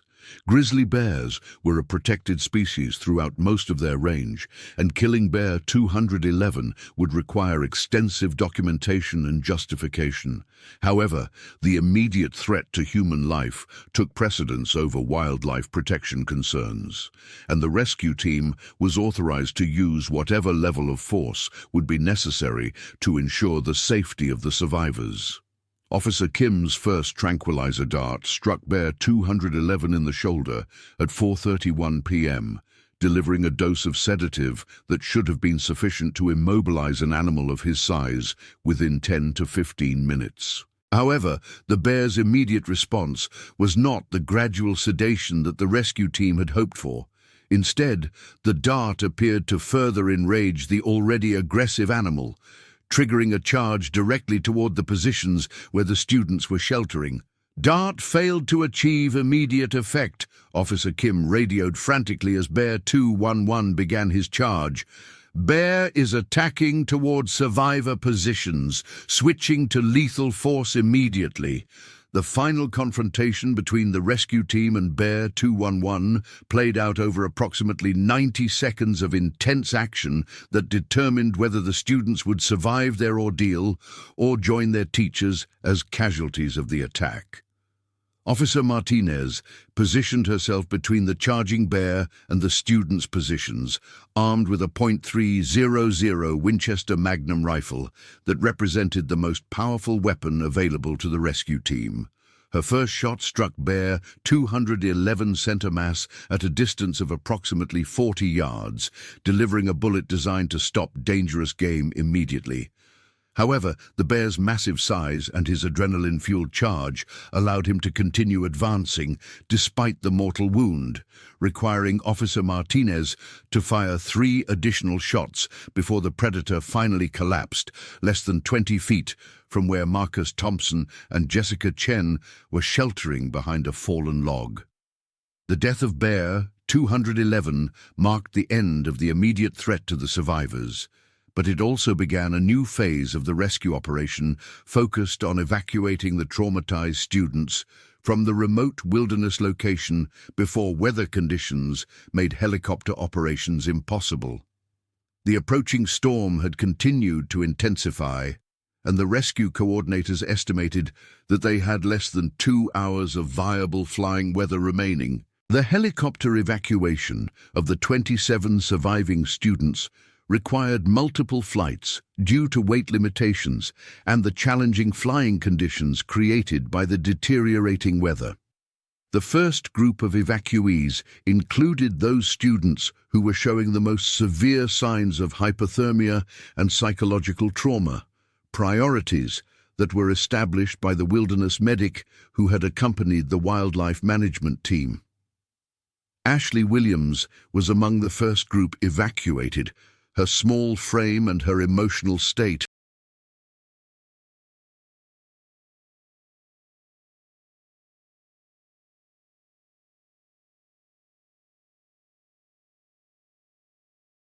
marking her as a priority for immediate medical attention.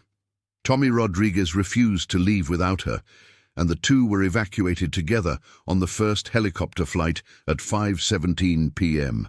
Their departure marked the beginning of a complex logistical operation that would continue for nearly 3 hours as rescue teams worked to safely extract all of the survivors before darkness and severe weather made further operations impossible.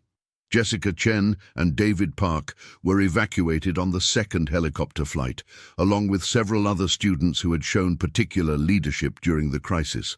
Jessica's academic preparation had served her well during the emergency, but the psychological trauma of watching her teachers die would require extensive therapy and support during her recovery process. Marcus Thompson, who had emerged as the clear leader among the student survivors, insisted on being evacuated with the last group to ensure that all of his classmates were safely removed from the dangerous area before he left. His leadership during the crisis had been exemplary, and his decision to remain until the end demonstrated the kind of character that had enabled the group to survive their ordeal. Sarah Mitchell's outdoor experience made her invaluable to the rescue operation, and she worked closely with the rescue teams to ensure that no students were left behind and that all of the emergency equipment was accounted for. Her knowledge of wilderness survival had been crucial during the hours between the attack and the arrival of rescue teams, and her calm leadership had helped prevent panic among her classmates during their most terrifying experience. The final helicopter flight departed the attack site at 7:43 p.m., carrying the last of the student survivors, along with the wildlife management team and most of the emergency equipment that had been deployed during the rescue operation. The flight took place in increasingly challenging weather conditions, with wind gusts approaching the maximum limits for safe helicopter operations. The bodies of Laura Jenkins, Peter Hoffman, and Diane Morales were not recovered during the initial rescue operation due to the dangerous conditions and the approaching darkness. Their remains would be retrieved the following day by a specialized recovery team that included forensic investigators, wildlife biologists, and additional law enforcement personnel. The investigation that would follow their deaths would provide crucial insights into predatory bear behavior and would lead to significant changes in wilderness education safety protocols. The surviving students were transported to Bozeman Deaconess Hospital, where they received comprehensive medical evaluation and treatment for hypothermia, minor injuries, and the psychological trauma associated with their experience. The hospital had activated its mass casualty protocols in preparation for the arrival of the survivors, assembling a team of emergency physicians, trauma specialists, and mental health professionals to address the complex needs of the young victims. Dr. Patricia Reynolds, the emergency department director who coordinated the medical response to the survivors' arrival, later described the scene as unlike anything she had encountered during her 25-year career in emergency medicine. These were children who had witnessed horrors that most adults never experience, she explained during a subsequent interview. The physical injuries were relatively minor, but the psychological trauma was profound and would require extensive long-term treatment. The students' families had been notified of the emergency situation during the early stages of the rescue operation, and most parents had traveled to Bozeman to be present when their children arrived at the hospital. The reunions between parents and their surviving children were emotionally overwhelming, representing a mixture of relief, grief, and the beginning of a long process of healing and recovery. Tommy Rodriguez's mother, Maria, had driven from their home in the valley despite not having legal documentation that would normally make her hesitant to interact with law enforcement and government agencies. Her son's survival took precedence over any other concerns, and she spent the night at his bedside, holding his hand and speaking to him in Spanish while he processed the trauma he had experienced. Jessica Chen's parents flew in from their home in California, where her father had been attending a business conference when they received the emergency notification. Their reunion at the hospital was complicated by Jessica's emotional state and by their own guilt about having encouraged her to participate in outdoor activities that had exposed her to such danger. The family would later relocate to Montana to be closer to the specialized trauma counseling resources that Jessica would need during her recovery. Marcus Thompson's family represented 4 generations of Montana ranching heritage, and their experience with wildlife dangers had prepared them better than most to understand what their son had survived. However, even their familiarity with the harsh realities of life in bear country could not have prepared them for the magnitude of the tragedy that had befallen the school group. Marcus's grandfather, who had survived his own bear encounter 50 years earlier, spent hours talking with his grandson about the experience and helping him process the survival guilt that was already beginning to manifest. The investigation into the attack began immediately upon the recovery of the 3 teachers' bodies and would continue for more than 6 months as multiple agencies worked to understand exactly what had happened and how similar tragedies might be prevented in the future. The investigation team included wildlife biologists, law enforcement officers, wilderness safety experts, and educational specialists who brought different perspectives to the analysis of the incident. Dr. Elizabeth Warren, the wildlife biologist who had advised the rescue operation, led the scientific investigation into Bear 211's behavior and the factors that had contributed to his predatory attack on humans. Her analysis would later become the definitive scientific account of the incident and would contribute significantly to understanding of grizzly bear behavior in human-wildlife conflict situations. Bear 211 represented a perfect storm of factors that created an extremely dangerous situation, Dr. Warren explained in her preliminary report. The combination of habitat displacement, food scarcity, territorial stress, and his physical condition created behavioral patterns that were far outside normal parameters for grizzly bear interactions with humans. This was not a defensive attack or a surprise encounter. It was a deliberate predatory assault by an animal that had identified humans as prey. The forensic investigation of the attack site provided crucial evidence about the sequence of events and the specific factors that had contributed to the deaths of the 3 teachers. The evidence confirmed that Laura Jenkins, Peter Hoffman, and Diane Morales had died heroically while attempting to protect their students, and that their sacrifice had been directly responsible for the survival of all 27 young people under their care. Laura Jenkins's body was discovered in a position that indicated she had continued fighting Bear 211 even after sustaining injuries that would have been immediately fatal. Her right hand still contained grizzly bear fur that she had pulled from the animal during her final struggle, and her position suggested that she had attempted to shield her students even during her last moments of life. Peter Hoffman's body showed evidence of the prolonged struggle he had mounted against the attacking bear, with defensive wounds on his hands and arms, indicating that he had continued to fight for several minutes after the initial assault.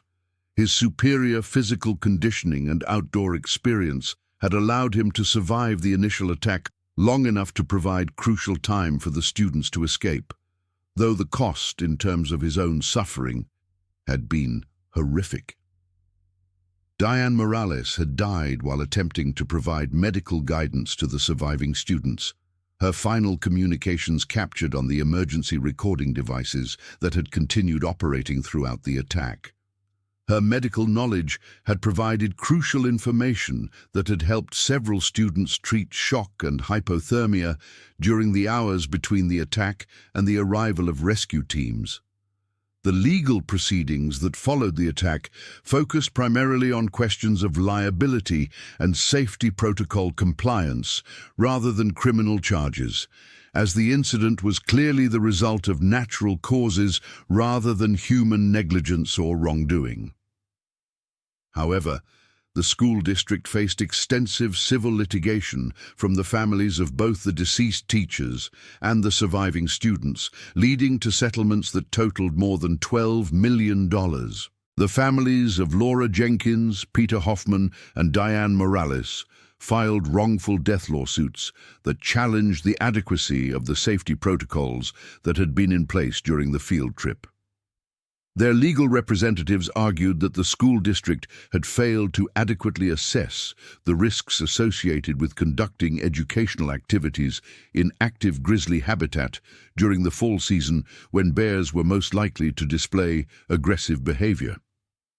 The school district's defense argued that the attack represented an unforeseeable natural disaster rather than the result of inadequate safety planning, and that the teachers had followed established protocols for wilderness education activities. The district's lawyers pointed out that similar educational programs had been conducted safely for decades without incident, and that the specific combination of factors that had led to Bear 211's predatory behavior could not reasonably have been anticipated. The settlements that were eventually reached between the parties reflected both the genuine tragedy of the situation and the legal complexities involved in assigning liability for wildlife attacks in natural environments. The families of the deceased teachers received substantial financial compensation, though no amount of money could address the emotional devastation caused by their loss. The surviving students also received settlements that were intended to cover the costs of long-term psychological treatment and educational support services that would be needed to help them recover from their traumatic experience. Many of the students would require years of therapy to address post-traumatic stress disorder, survivor guilt, and other psychological conditions that resulted from witnessing the violent deaths of their teachers. The media coverage of the attack was extensive and often sensationalized, with news outlets from around the world covering the story as an example of the ongoing conflicts between human activity and wildlife conservation in the American West. The coverage ranged from thoughtful analysis of wilderness safety issues to exploitative sensationalism that focused more on the dramatic aspects of the story than on the underlying educational and safety concerns. National Geographic produced a documentary about the attack that included interviews with many of the surviving students and their families, as well as scientific analysis of the factors that had contributed to Bear 211's predatory behavior. The documentary, titled When Nature Strikes Back, aired 18 months after the attack and was praised for its balanced treatment of both the human tragedy and the wildlife conservation issues involved in the incident. The Discovery Channel's treatment of the story was more controversial, with a program titled Killer Bear: The Gallatin Massacre that focused heavily on the dramatic aspects of the attack while providing less analysis of the underlying scientific and educational issues. Many of the survivors and their families criticized the program as exploitative and sensationalistic, arguing that it misrepresented both the circumstances of the attack and the heroic actions of the teachers who had died protecting their students. The long-term impact of the attack on wilderness education programs throughout the United States was significant and far-reaching. School districts across the country revised their safety protocols for outdoor education activities, with many implementing more restrictive policies that limited or eliminated field trips to areas where dangerous wildlife encounters were possible. The National Association for Interpretation issued new guidelines for educational programs in wildlife habitat that required more extensive risk assessment procedures, increased adult-to-student ratios, and mandatory training in wildlife encounter protocols for all staff members leading outdoor education activities. The guidelines, known as the Gallatin Protocols, became the national standard for wilderness education safety within 2 years of their implementation. Some critics argued that the increased safety restrictions were an overreaction that would deprive future students of valuable educational opportunities, while supporters maintained that the protocols represented a necessary response to the genuine risks involved in outdoor education activities. The debate reflected broader tensions between educational opportunities and safety concerns that continued to influence outdoor education policies for years after the attack. The psychological recovery of the surviving students proceeded at different rates and with varying degrees of success, depending on individual resilience factors, family support systems, and access to specialized treatment resources. Some students, like Marcus Thompson and Sarah Mitchell, were able to return to outdoor activities within a few years and even became advocates for wilderness education and safety training. Others, including Jessica Chen and Ashley Williams, developed severe post-traumatic stress disorder that required extensive therapy and significantly impacted their academic and personal development. Jessica's plans to attend Stanford University were delayed for 2 years, while she received treatment for anxiety disorders and panic attacks that were triggered by any outdoor activities or wildlife encounters. Tommy Rodriguez struggled with survivor guilt related to his inability to help the teachers who had died protecting him and his classmates. His psychological recovery was complicated by his family's economic circumstances, which limited access to specialized mental health services. However, the settlement funds from the legal proceedings eventually allowed him to receive appropriate treatment, and he was able to graduate from high school and attend college on a scholarship established in memory of the 3 deceased teachers. David Park channeled his experience into a career in emergency management and wilderness safety, eventually earning degrees in both fields and becoming a respected expert in outdoor education safety protocols. His first-hand experience of the attack gave him unique insights into the practical challenges of wilderness emergency response, and he became a frequent speaker at conferences and training programs for outdoor educators. The memorial services for Laura Jenkins, Peter Hoffman, and Diane Morales were attended by hundreds of people from the local community and the broader education profession, reflecting the high regard in which all 3 teachers had been held by their colleagues and students. The services celebrated their dedication to education and their heroic actions during the attack, while also acknowledging the profound loss their deaths represented for their families and their community. Laura Jenkins was remembered as a dedicated educator whose passion for outdoor learning had inspired hundreds of students throughout her 15-year career. Her memorial service included testimonials from former students who described how her teaching had influenced their own careers and their appreciation for the natural world. Her family established a scholarship fund in her memory that would provide outdoor education opportunities for low-income students who might not otherwise have access to such programs. Peter Hoffmann's memorial service reflected his reputation as both an accomplished outdoorsman and a beloved teacher whose enthusiasm for geological sciences had made him one of the most popular instructors at Riverside High School. His colleagues remembered him as someone who had never had a serious accident during decades of leading wilderness expeditions, making the circumstances of his death all the more tragic. His family donated his extensive collection of geological specimens and outdoor equipment to the school district for use in future educational programs.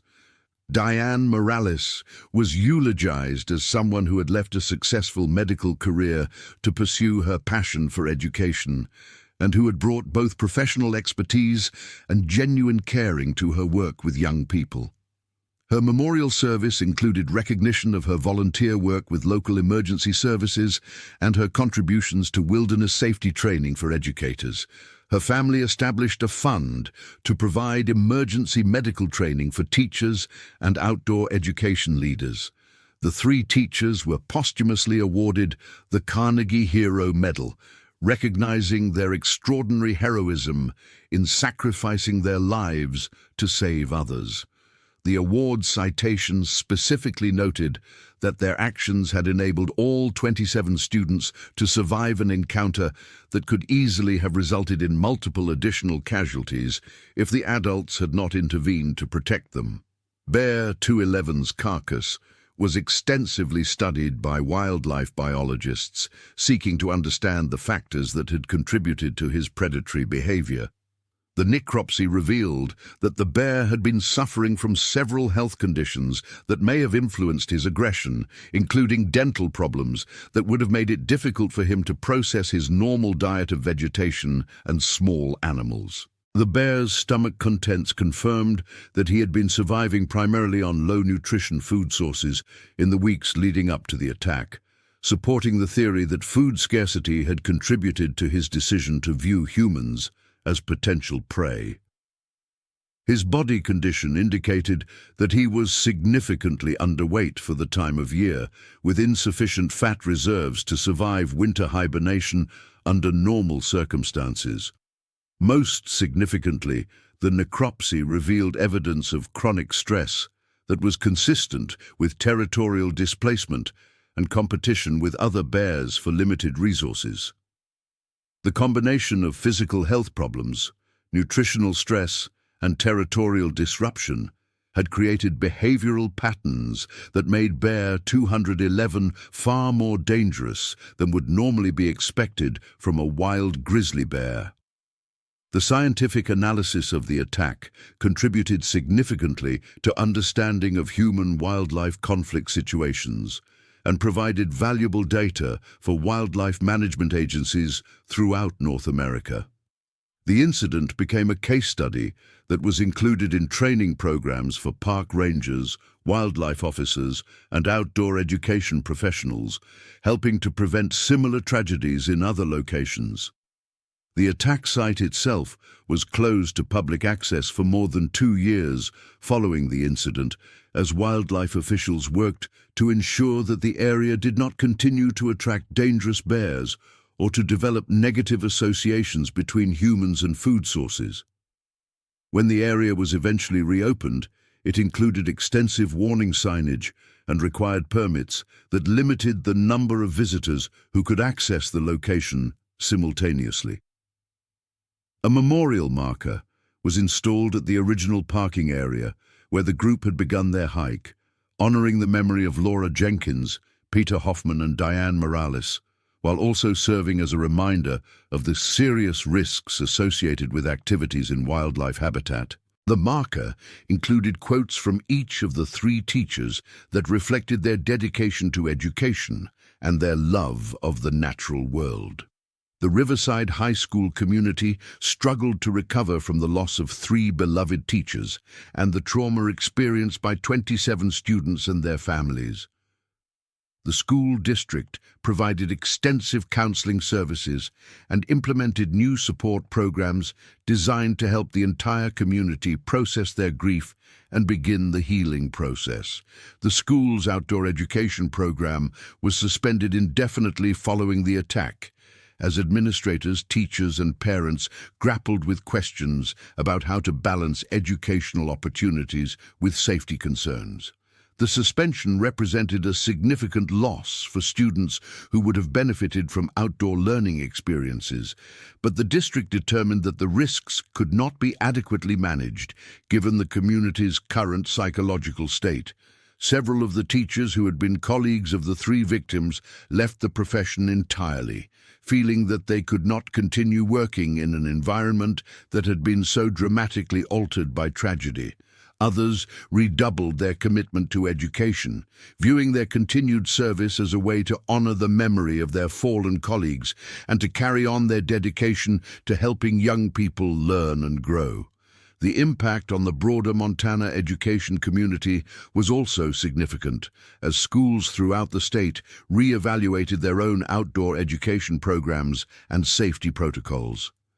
Many districts implemented more restrictive policies that limited field trips to areas with lower wildlife risk, while others invested in additional safety training and equipment to better prepare their staff for potential emergency situations. The families of the surviving students also faced long-term challenges related to their children's recovery from trauma and their own struggles to cope with the knowledge of how close they had come to losing their children. Many families relocated to other communities, feeling that they could not continue living in an area that held such traumatic associations for their children. The Chen family's decision to move to Montana permanently to be closer to specialized treatment resources for Jessica represented a significant sacrifice that underscored the long-term impact of the attack on all of the affected families. Mr. Chen took early retirement from his software engineering career to focus on supporting his daughter's recovery, while Mrs. Chen became actively involved in advocacy for improved mental health services for trauma survivors. The Rodriguez family's experience highlighted the additional challenges faced by low-income families in accessing appropriate treatment resources. Despite the settlement funds that eventually became available, the family initially struggled to find Spanish-speaking mental health professionals who could effectively treat Tommy's trauma-related symptoms, while also addressing the cultural factors that influenced his recovery process. 5 years after the attack, a reunion was held for the surviving students and their families, providing an opportunity to assess the long-term impact of their shared experience and to celebrate their resilience and recovery. The event, held at the school district offices rather than in any outdoor location, brought together young people who had remained close friends throughout their recovery process with others who had lost touch as they pursued different paths in life. Marcus Thompson had completed a degree in wildlife management and was working for the Montana Department of Fish, Wildlife and Parks, using his experience to help develop better safety protocols for recreational activities in bear habitat. His decision to pursue a career in wildlife management represented his way of honoring the memory of his teachers while also contributing to the prevention of similar tragedies. Jessica Chen had eventually completed her education at Stanford University, though her academic path had been significantly altered by her struggles with post-traumatic stress disorder. She had changed her major from pre-medical studies to psychology with a specialization in trauma counseling and was planning to pursue graduate education in clinical psychology with a focus on helping other trauma survivors. Tommy Rodriguez had overcome his initial academic struggles related to trauma symptoms and had earned a degree in mechanical engineering, fulfilling his long-standing ambition to pursue a technical career. He remained close to Ashley Williams, and the two had married shortly after graduating from college, their relationship having been forged during the most challenging experience of their lives. Sarah Mitchell had become a professional outdoor educator and wilderness safety instructor, working with schools and youth organizations to develop safer approaches to outdoor education that maintained the educational benefits while minimizing the risks to participants. Her expertise, based on both professional training and personal experience, made her a sought-after consultant for educational organizations throughout the Western United States. David Park had completed degrees in both emergency management and mechanical engineering, and had developed innovative safety equipment specifically designed for use in wilderness education programs. His inventions included improved emergency communication devices and portable shelter systems that could provide protection during wildlife encounters, representing his practical contribution to preventing future tragedies. Ashley Williams had pursued her original ambition to become a wildlife biologist, earning a doctoral degree and conducting research on human-wildlife conflict situations. Her work focused specifically on developing better methods for predicting when individual bears might pose increased risks to human safety, research that was directly informed by her understanding of the factors that had led to Bear 211's predatory behavior. Not all of the survivors had achieved such positive outcomes. Several students continued to struggle with chronic mental health issues related to their trauma, including depression, anxiety disorders, and substance abuse problems that had developed as they attempted to cope with their memories of the attack. The long-term psychological impact of witnessing extreme violence during their formative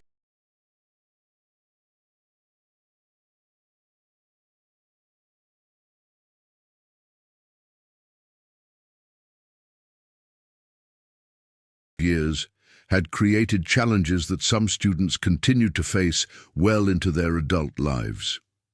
The 10th anniversary of the attack was marked by a memorial service that brought together the survivors, their families, the families of the deceased teachers, and members of the broader community who had been affected by the tragedy. The service provided an opportunity to reflect on the lasting impact of the incident and to honor the memory of the 3 teachers whose heroism had enabled all of the students to survive. The memorial service also included the dedication of a new outdoor education center that had been constructed using funds raised through community donations and the settlement proceeds from the legal cases that had followed the attack. The center was designed to provide safe indoor alternatives to wilderness field trips, allowing students to learn about natural sciences and outdoor skills in a controlled environment that eliminated the risks associated with activities in wildlife habitat. The center was named the Jenkins Hoffman Morales Memorial Learning Center, ensuring that the 3 teachers' dedication to education would continue to benefit students for generations to come. The facility included state-of-the-art laboratory equipment, indoor climbing walls, and simulation environments that could replicate wilderness conditions without exposing students to actual danger. Dr. Elizabeth Warren, who had led the scientific investigation into the attack, was the keynote speaker at the memorial service. Her presentation summarized the lessons learned from the incident and the changes that had been implemented to improve safety for outdoor education programs throughout North America. The deaths of Laura Jenkins, Peter Hoffman, and Diane Morales were not in vain if we learn from their sacrifice and use that knowledge to protect other educators and students, Dr. Warren stated in her address. The safety protocols that have been developed as a result of this tragedy have already prevented similar incidents in other locations, and the continued research into human-wildlife conflict situations will help us further reduce the risks associated with outdoor education activities. The memorial service concluded with the reading of letters from each of the surviving students, reflecting on how their experience had shaped their lives and careers in the decades since the attack. The letters revealed the profound impact that their teachers' heroism had had on their personal development and their commitment to making positive contributions to society. Marcus Thompson's letter emphasized his dedication to wildlife conservation and public safety, describing how his experience had motivated him to pursue a career that would help prevent similar tragedies while also protecting the wildlife resources that his teachers had loved. His work with the Montana Department of Fish, Wildlife and Parks had contributed to significant improvements in bear management protocols throughout the northern Rocky Mountains. Jessica Chen's letter described her journey from trauma survivor to mental health professional, explaining how her personal experience had given her unique insights into the recovery process and had motivated her to dedicate her career to helping other trauma survivors heal from their experiences. Her clinical work had helped dozens of other people overcome post-traumatic stress disorder and related conditions. The other survivors' letters revealed similar patterns of resilience and growth, demonstrating how the tragedy had ultimately strengthened their character and motivated them to make positive contributions to their communities. While the cost of their growth had been enormous, their achievements represented a powerful testament to the human capacity for healing and transformation in the aftermath of trauma. 20 years after the attack, the incident continued to influence outdoor education policies and wildlife management practices throughout North America. The safety protocols that had been developed in response to the tragedy had become standard practice for educational institutions, and the research that had been conducted on Bear 211's behavior had contributed to significant advances in understanding predatory wildlife behavior. The surviving students had all achieved successful careers and had raised families of their own, though they remained connected by their shared experience and their commitment to honoring the memory of their teachers. Several had become educators themselves, carrying forward the passion for learning and the dedication to student safety that Laura Jenkins, Peter Hoffman, and Diane Morales had demonstrated through their ultimate sacrifice. The Memorial Learning Center continued to serve hundreds of students each year, providing safe alternatives to wilderness field trips while maintaining the educational benefits that outdoor learning could provide. The center's programs had been recognized as a national model for innovative approaches to natural science education, demonstrating that effective learning could occur without exposing students to unnecessary risks. The scientific legacy of the attack continued through ongoing research into human-wildlife conflict situations and the development of improved safety technologies for use in wilderness environments. The data collected during the investigation had contributed to dozens of research studies and had informed wildlife management policies throughout the range of grizzly bear populations in North America. The Gallatin National Forest area, where the attack had occurred, had been managed as a memorial site, with access restricted to scientific researchers and wildlife management professionals. The area served as a living laboratory for studying grizzly bear ecology and behavior, contributing to conservation efforts that balanced human safety concerns with the need to protect endangered wildlife populations. The families of Laura Jenkins, Peter Hoffman, and Diane Morales continued to honor their memory through scholarship funds and educational programs that provided opportunities for students from low-income families to participate in safe outdoor learning experiences. The scholarships had enabled dozens of students to pursue careers in education, wildlife management, and related fields, multiplying the positive impact of the three teachers' dedication to education. The attack on November 15, 2025, remained one of the most thoroughly documented and analyzed wildlife encounters in North American history, providing crucial insights into the factors that could lead to predatory attacks by large carnivores. The scientific knowledge gained from the tragedy had contributed to preventing similar incidents in other locations and had improved the safety of outdoor recreation and education activities throughout the continent. The heroism displayed by Laura Jenkins, Peter Hoffman, and Diane Morales during their final moments continued to inspire educators and emergency responders around the world. Their willingness to sacrifice their lives to protect their students represented the highest ideals of the teaching profession and demonstrated the profound impact that dedicated educators could have on the lives of the young people entrusted to their care. The 27 students who survived the attack because of their teachers' sacrifice went on to lead productive and meaningful lives, many of them dedicating their careers to public service and education in honor of the people who had saved them. Their achievements represented a living memorial to the three teachers and demonstrated that even the most tragic events could ultimately contribute to positive outcomes when survivors channeled their experience toward helping others. The story of November 15th, 2025, served as both a cautionary tale about the risks inherent in wilderness activities and an inspiring example of human courage and sacrifice in the face of extreme danger. The lessons learned from the tragedy continued to benefit outdoor educators and students throughout North America, ensuring that the deaths of Laura Jenkins, Peter Hoffman, and Diane Morales would never be forgotten, and that their dedication to education would continue to protect and inspire future generations of students and teachers. The next stories: The Last Light at Larsen Bay. The morning mist clung to Larsen Bay like smoke from a dying fire, and Frank Dalton should have taken it as an omen. Instead, he stood on the wraparound porch of his newly completed cabin, coffee steaming in his weathered hands, watching the fog roll across the dark water with the satisfaction of a man who had finally found his slice of paradise.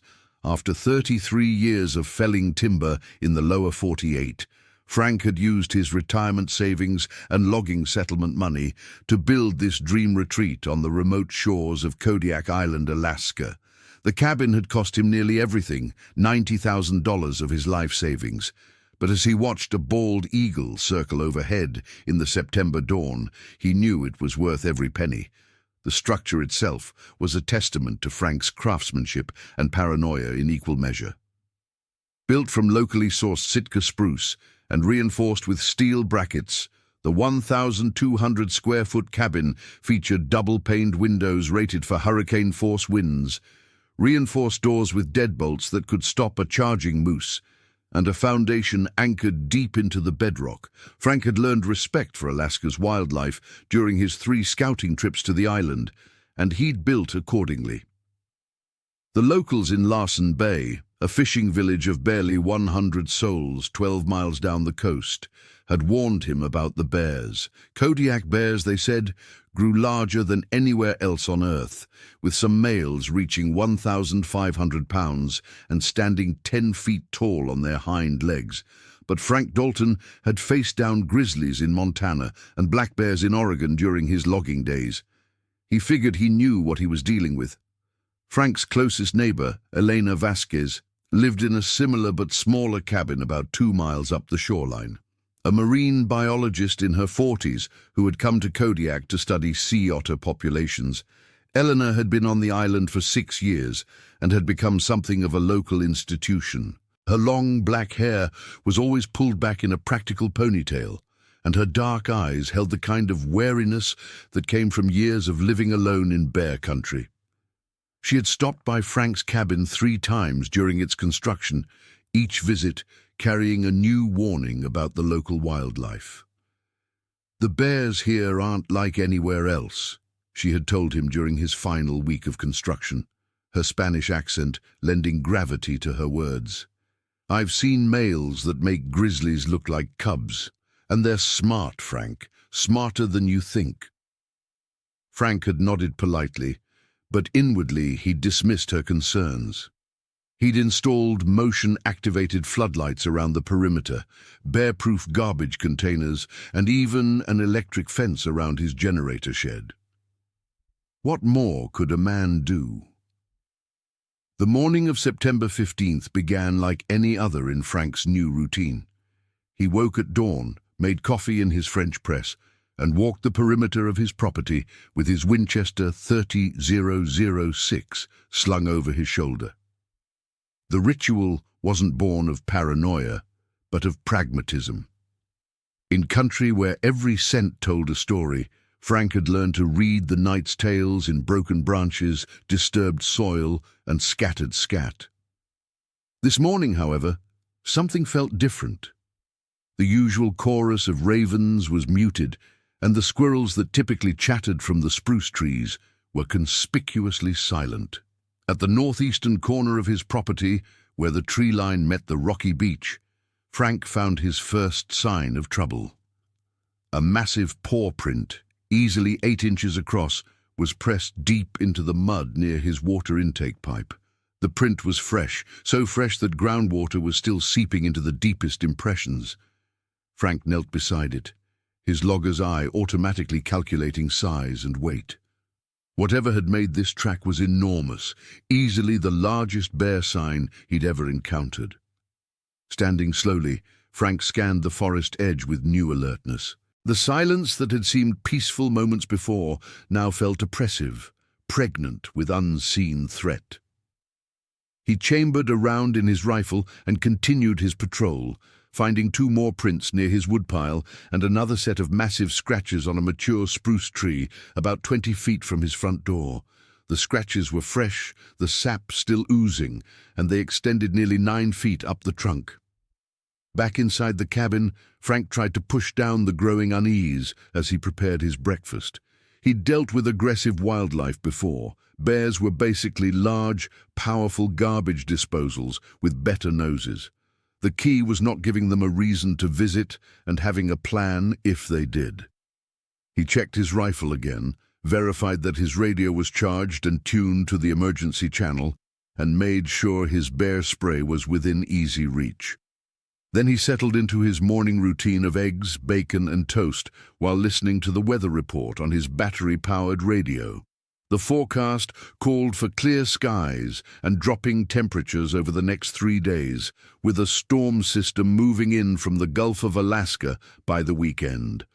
Perfect weather for the supply run he'd planned to Kodiak City later in the week. Frank made a mental note to stock up on ammunition while he was in town, not because he expected to need it, but because in Alaska, being unprepared was a luxury no one could afford. Around 10 o'clock, Frank's satellite phone rang, with the distinctive double chirp that meant Elena was calling. Her voice crackled through the static with barely concealed urgency. "Frank, I'm seeing some unusual activity in the area. There's a massive male that's been ranging closer to our cabins than normal. I spotted him yesterday afternoon about a half-mile from your place, and his body language was aggressive." Frank set down his coffee mug, his attention focused entirely on Elena's words. "How massive are we talking?" "Frank, I've been studying Kodiak bears for 6 years, and this is the largest animal I've ever seen in the wild. I estimate at least 1,100 pounds, maybe more. He's scarred up, missing part of his left ear, and he's displaying territorial behavior I've never observed this far from the salmon runs." Elena paused, and Frank could hear the wind whistling through her end of the connection. "There's something else. I found the remains of a moose calf about a quarter-mile from your property line yesterday. The kill was excessive, more violent than typical bear predation. And Frank, the carcass had been moved. Bears don't usually cache large kills this time of year." Frank felt a chill that had nothing to do with the morning air. "You think he's setting up territory?" "I think he's displaced from his normal range for some reason, and he's looking to establish dominance in a new area. Your cabin is right in the middle of what he seems to be claiming." Elena's voice carried the weight of professional concern. I've already called Fish and Game, but they can't get anyone out here until Thursday at the earliest. Frank, I really think you should consider staying in town until they can assess the situation. Frank looked around his carefully constructed sanctuary. The hand-hewn log walls, the stone fireplace he'd built with his own hands, the windows that framed the pristine bay like living paintings. Every square inch represented years of dreaming and months of back-breaking work. The idea of abandoning it to a bear, no matter how large, struck him as fundamentally wrong. I appreciate the warning, Elena, but I didn't spend my life savings to build a place I'd run away from at the first sign of trouble. I'll take precautions, but I'm not leaving. Elena's sigh crackled through the static. I figured you'd say that. Just promise me you'll check in twice a day. And Frank, keep that rifle close. This isn't a normal bear situation. After Elena hung up, Frank spent the rest of the morning reinforcing his preparations. He moved his woodpile closer to the cabin, eliminating potential hiding spots. He tested all his motion sensors and adjusted their sensitivity. He even strung additional wire around his electric fence, raising the voltage to maximum.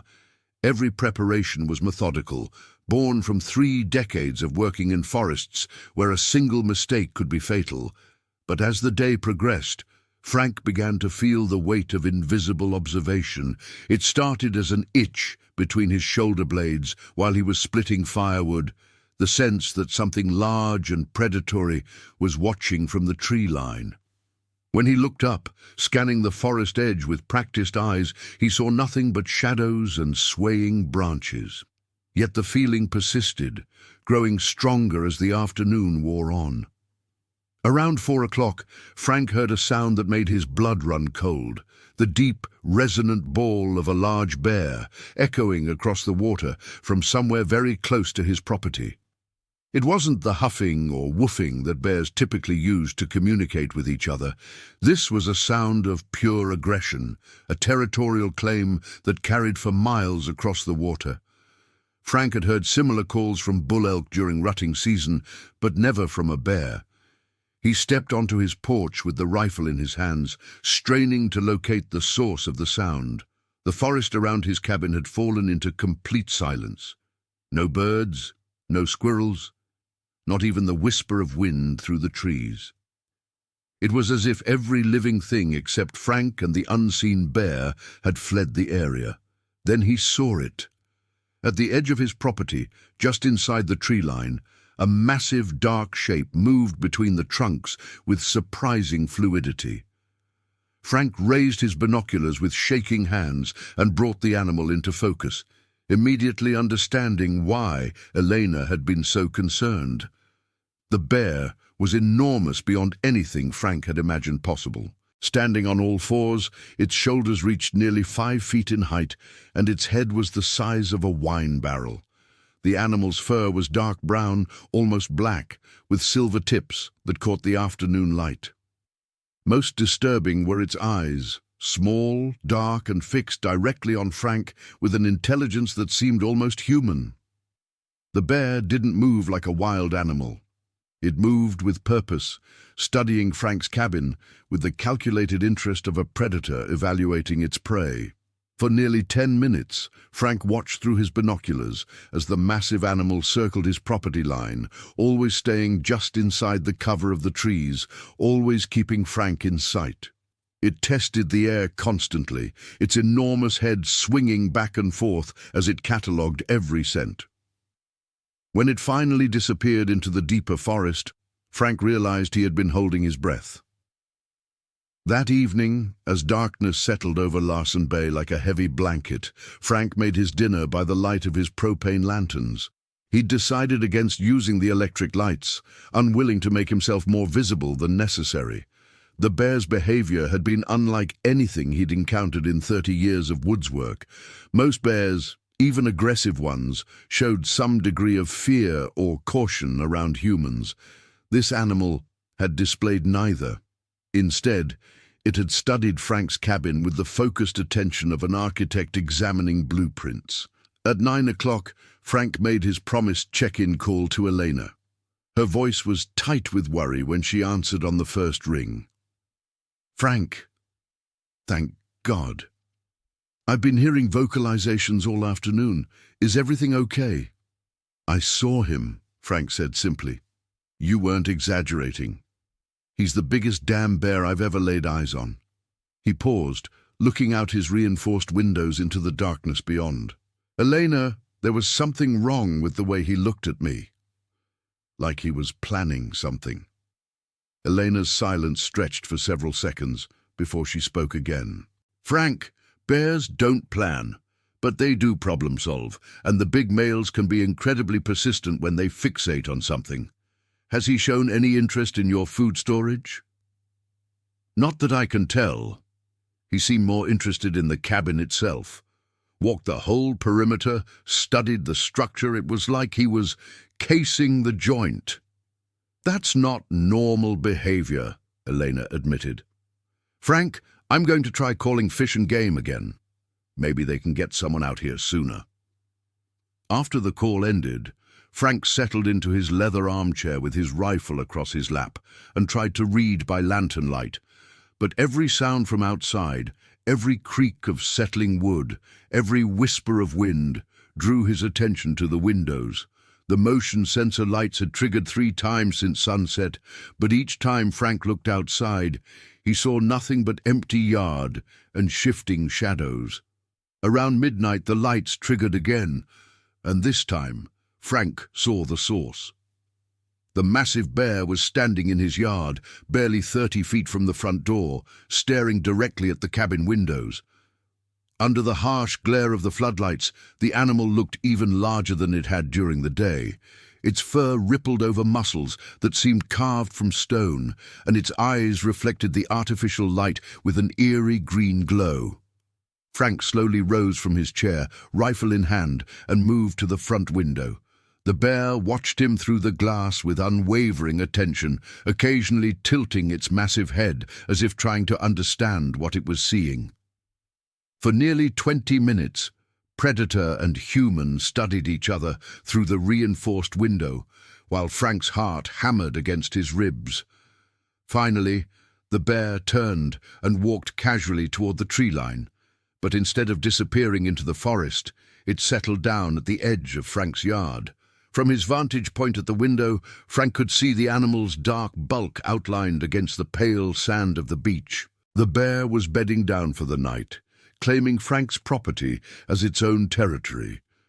Frank spent the long hours until dawn, sitting vigil at his windows, rifle loaded and ready, watching the motionless shape at the edge of his yard. The bear never moved from its chosen spot, never showed any sign of leaving. As the first grey light of dawn began to filter through the forest, Frank realized that his careful preparations and reinforced cabin might not be enough. He wasn't just dealing with a wild animal following its instincts. He was facing an intelligent predator that had chosen him as its target. When full daylight arrived, the bear was gone, but its message was clear. The massive paw prints in Frank's yard formed a rough circle around the cabin, and deep claw marks scored the wood of his front steps. Most unsettling of all, the bear had somehow damaged his electric fence during the night, creating a gap large enough to walk through without triggering the alarm. Frank's hands shook as he made his morning coffee and tried to think rationally about his situation. Elena had been right. This wasn't normal bear behavior. But Frank Dalton hadn't survived 3 decades in some of North America's most dangerous forests by running from challenges. He'd faced this like he'd faced everything else in his life, with careful planning, good equipment, and the kind of stubborn determination that had carried him through 33 years of logging. He was about to learn that sometimes determination wasn't enough. The second day began with ominous quiet.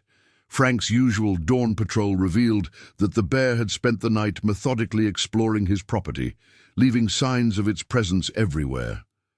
The animal had investigated his generator shed, his woodpile, and even his outhouse, marking each location with deep claw scratches. Most disturbing, it had managed to open his bear-proof garbage containers without triggering the locks, a feat that suggested either incredible strength or surprising intelligence. Eleanor called at 8 o'clock with news that made Frank's situation even more precarious. "The Fish and Game officer can't make it out until Friday at the earliest," she reported, frustration clear in her voice. "There's been a plane crash near Kodiak City, and all available personnel are involved in search and rescue. Frank, I really think you need to pack up and come to town." Frank looked around his cabin, at the hand-carved mantelpiece, the custom kitchen cabinets, the stone fireplace that had taken him 2 weeks to build. Every surface represented hours of careful work, months of planning, years of dreaming. The idea of abandoning it felt like surrender. "I've got enough firepower to handle 1 bear," Frank said with more confidence than he felt. "Besides, if I leave now, he might damage the cabin out of curiosity. At least if I'm here, I can protect my investment." Elena's silence stretched long enough that Frank wondered if the connection had been lost. When she finally spoke, her voice carried a weight that made his chest tighten. "Frank, I found another kill this morning. A full-grown caribou, less than a mile from your place. The attack was savage. And Frank, there were human scents at the site. Not old ones. Fresh. The bear has been investigating human presence in his territory." The implications of Elena's words hit Frank like a physical blow. The bear wasn't just establishing territory. It was actively investigating the humans within that territory. Frank had become a subject of study for a predator that outweighed him by more than 1,000 pounds. "I'm coming over," Elena continued. "I want to take some photographs of the scene, and I don't think either of us should be alone right now." Frank spent the morning reinforcing his cabin's defenses with renewed urgency. He nailed sheets of plywood over the lower portions of his windows, leaving only small viewing slots. He moved his heaviest furniture against the doors and checked his ammunition supply. 24 rounds for the Winchester, plus his backup .357 Magnum with 36 rounds. In normal circumstances, it would be more than enough for any bear, but nothing about this situation felt normal. Eleanor arrived around noon in her battered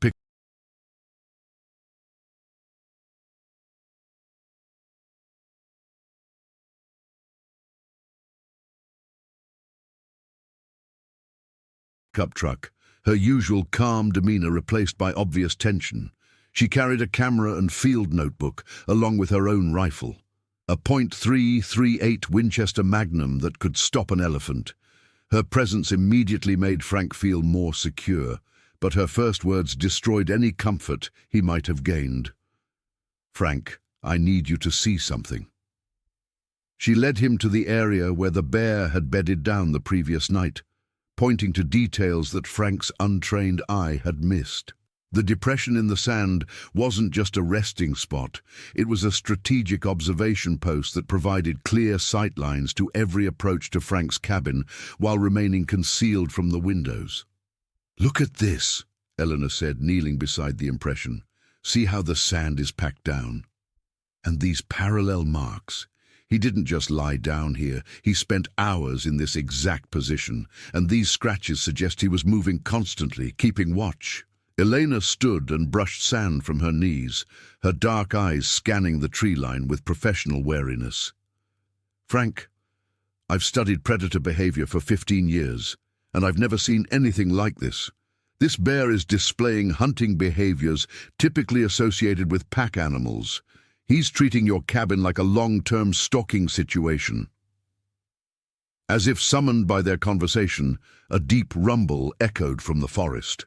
Not the aggressive bawl Frank had heard the day before, but a lower, more threatening sound that seemed to come from everywhere at once. Elena's grip tightened on her rifle as she slowly turned toward the tree line. "He's watching us right now," she whispered. "Can you feel it?" Frank could. The sensation of predatory observation was so strong it made his skin crawl, like invisible eyes boring into his back. The forest around them had fallen completely silent, not even the whisper of wind through the branches to break the oppressive quiet. "Let's get back to the cabin," Frank said, his voice barely audible. "Now." They made it inside without incident, but as Frank locked and barred the door behind them, Elena pointed to something that made his blood freeze. Fresh claw marks scored the wood around his doorframe, marks that hadn't been there when he'd left the cabin 20 minutes earlier. "He was here while we were outside," Elena breathed. "He approached the cabin while we were 50 yards away, and we never saw or heard him." Frank felt the careful rationality he'd maintained for 2 days finally cracking. 1,000-pound bear that could move like a ghost, that studied human behavior with predatory intelligence, that treated a fortified cabin like a puzzle to be solved. This was beyond anything his experience had prepared him for. Elena spent the afternoon documenting everything she could find while Frank maintained watch from the windows. She photographed paw prints, claw marks, scat samples, and the disturbed vegetation that marked the bear's movements. Each piece of evidence painted the same disturbing picture. They were dealing with an exceptionally large, exceptionally intelligent predator that had chosen Frank's cabin as the focus of its attention. As evening approached, Elena made a decision that probably saved Frank's life. "I'm not leaving you alone tonight," she announced, checking the action on her rifle. 2 people with high-powered rifles are better odds than 1, Frank wanted to argue, but the relief he felt was too strong to deny. The prospect of spending another night alone in the cabin, watching the tree line for a nearly invisible predator, had been eating at his resolve like acid. Elena's presence didn't just double their firepower. It meant Frank wouldn't have to face the psychological pressure of isolation while under siege. They prepared for the night with military precision. Elena took the first watch, while Frank tried to get some sleep. Then they would switch at midnight. All the lights were extinguished, except for one battery-powered lantern turned down to its lowest setting. The motion sensors remained active, but they turned off the automatic response lights to avoid advertising their positions. At 9:30, the sensors triggered. Elena moved to the front window while Frank positioned himself at the side window, both of them straining to see through their narrow viewing slots. For several minutes, nothing moved in their field of vision. Then Elena sucked in a sharp breath. "Frank, look at this." Following her pointing finger, Frank saw something that defied everything he thought he knew about bear behavior. The massive animal was moving from tree to tree at the edge of the yard, but instead of the typical lumbering gait of a large bear, it was moving with deliberate stealth. Each step was placed carefully to avoid breaking branches or disturbing undergrowth. Between trees, it would freeze for long minutes, studying the cabin before moving to the next position. "It's stalking behavior," Elena whispered, her voice tight with professional fascination and personal terror. "He's using cover and concealment to approach the cabin without triggering our defenses. Frank, I've never seen a bear hunt like this." For over an hour, they watched the animal work its way closer to the cabin in a series of careful advances. Each movement brought it nearer while maintaining concealment, and Frank began to understand that they were witnessing intelligence that bordered on the supernatural. The bear wasn't just following instinct, it was executing a plan. At 11:15, the bear reached the edge of Frank's yard and settled into the same observation post it had used the previous night. But this time, instead of simply bedding down, it began a systematic study of the cabin itself. Frank and Elena watched in growing horror as the animal examined each window, each door, and each potential weakness in the structure's defenses. "It's learning," Elena breathed. "It's studying our defenses and looking for weaknesses." Frank's hands were sweating as he gripped his rifle, and he found himself checking the weapon's action compulsively. The bear's intelligence was more frightening than its size. 1,000-pound animal following its instincts was manageable. A 1,000-pound animal that could plan and adapt was something else entirely. At midnight, as Elena and Frank were preparing to change watch, the bear stood and began walking directly toward the cabin. Not stalking, not circling, walking straight for the front door with the confidence of an animal that had made its decision. "Jesus Christ," Frank whispered, bringing his rifle to bear on the approaching form. "It's coming right at us." Elena moved to the window beside Frank, her own rifle ready. "Wait until it's close enough to guarantee a clean shot. We can't afford to wound it." The bear covered the 30 yards to Frank's front porch with surprising speed, and in the dim starlight, both humans got their first close look at the animal that had been stalking them. It was even larger than Elena had estimated, easily 12 feet from nose to tail, with a massive head that seemed too large for even its enormous body. Old scars crisscrossed its face and shoulders, telling the story of decades of survival in one of Earth's harshest environments. But it was the bear's eyes that made Frank's hands shake. They held an intelligence that seemed almost human, and they were fixed on the front door with unwavering focus. The bear approached the door and began testing it, not with the random batting or pushing that a typical bear might use, but with methodical pressure applied to different points. It tested the hinges, the frame, and the deadbolts, each probe seemingly designed to identify the weakest point in Frank's defenses. "It knows how doors work," Elena whispered in amazement and terror. "Look at how it's testing the structure. It understands that the door is the way inside." Frank's finger tightened on his rifle's trigger as the bear began applying serious pressure to the door frame. The reinforced structure held, but Frank could hear wood creaking under the enormous force being applied. Then the bear did something that made both humans question their sanity.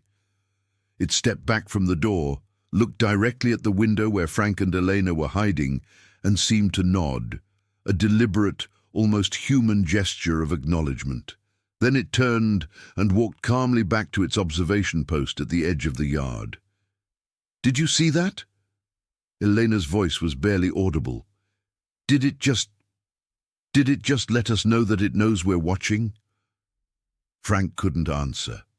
The bear's behavior had moved beyond anything that could be explained by animal intelligence.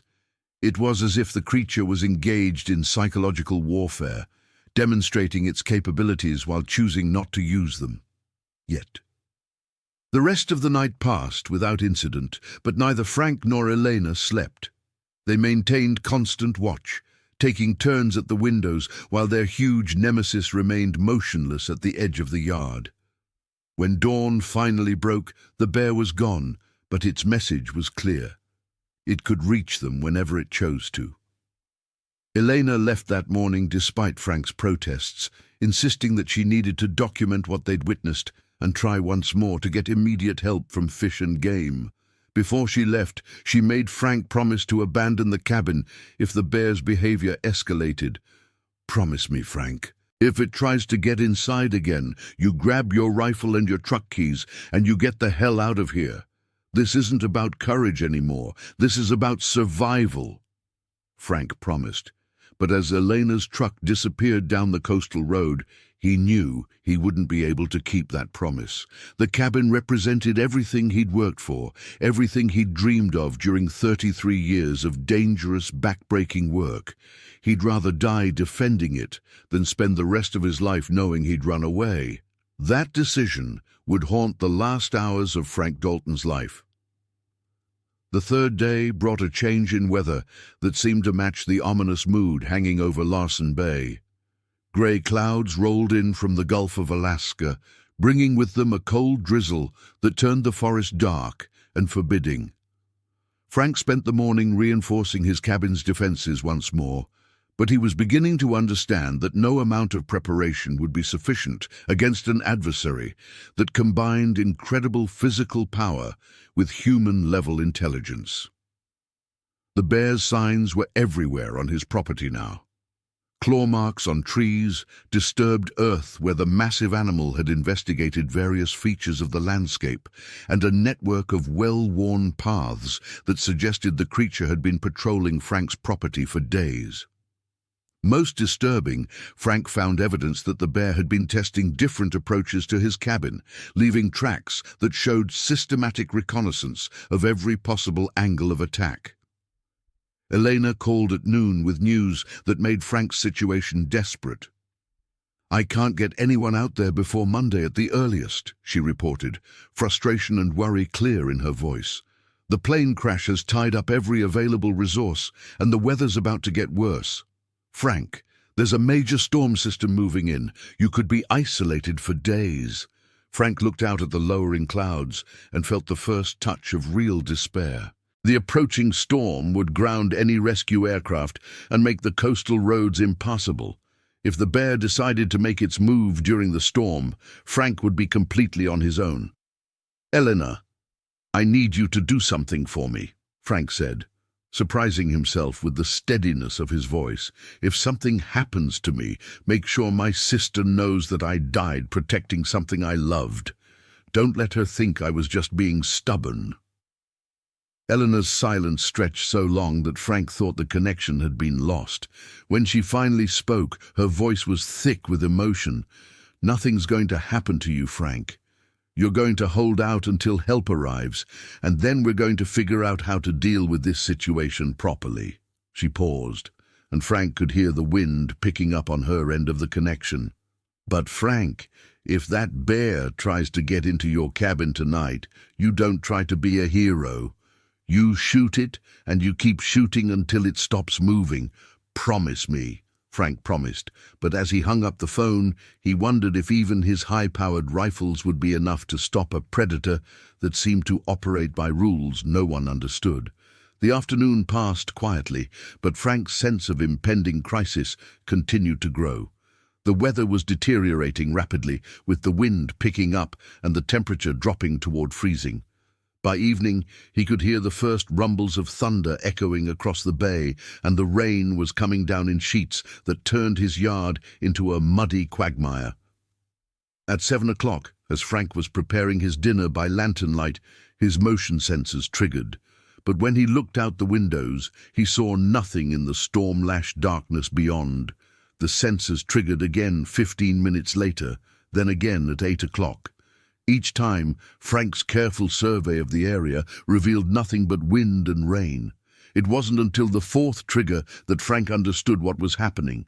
The bear was using the storm as cover, moving around his property in the darkness and rain, setting off the motion sensors to keep Frank in a constant state of alert. It was psychological warfare of the most sophisticated kind, designed to wear down Frank's nerves and exhaust his vigilance. By 9 o'clock, the sensors had triggered a dozen times and Frank was jumping at every sound. His hands shook as he gripped his rifle, and he found himself checking the locks on his doors compulsively. The bear was out there somewhere in the storm, invisible and patient, waiting for Frank to make a mistake. At 9:30, the sensors stopped triggering. The sudden quiet was more unnerving than the constant alarms had been. Frank strained to hear any sound from outside over the noise of the storm, but the wind and rain created a wall of white noise that could hide the approach of an army. For 20 minutes Frank waited for some sign of the bear's presence, but nothing came. Then, at exactly 10 o'clock, something massive hit the front door. The impact was so powerful that it shook the entire cabin, rattling windows and causing dust to rain down from the ceiling beams. Frank grabbed his rifle and ran to the front window, peering through his narrow viewing slot into the storm-torn night. For a moment, he saw nothing but darkness and driving rain. Then, lightning flashed. And in that brief moment of illumination, Frank saw the bear standing on its hind legs against his front door, its massive paws pressed against the reinforced wood. The creature was enormous in this position, nearly 10 feet tall and impossibly broad across the shoulders. When the lightning faded, Frank could still see the bear's eyes glowing in the reflected light from his cabin windows, fixed on him with predatory intensity.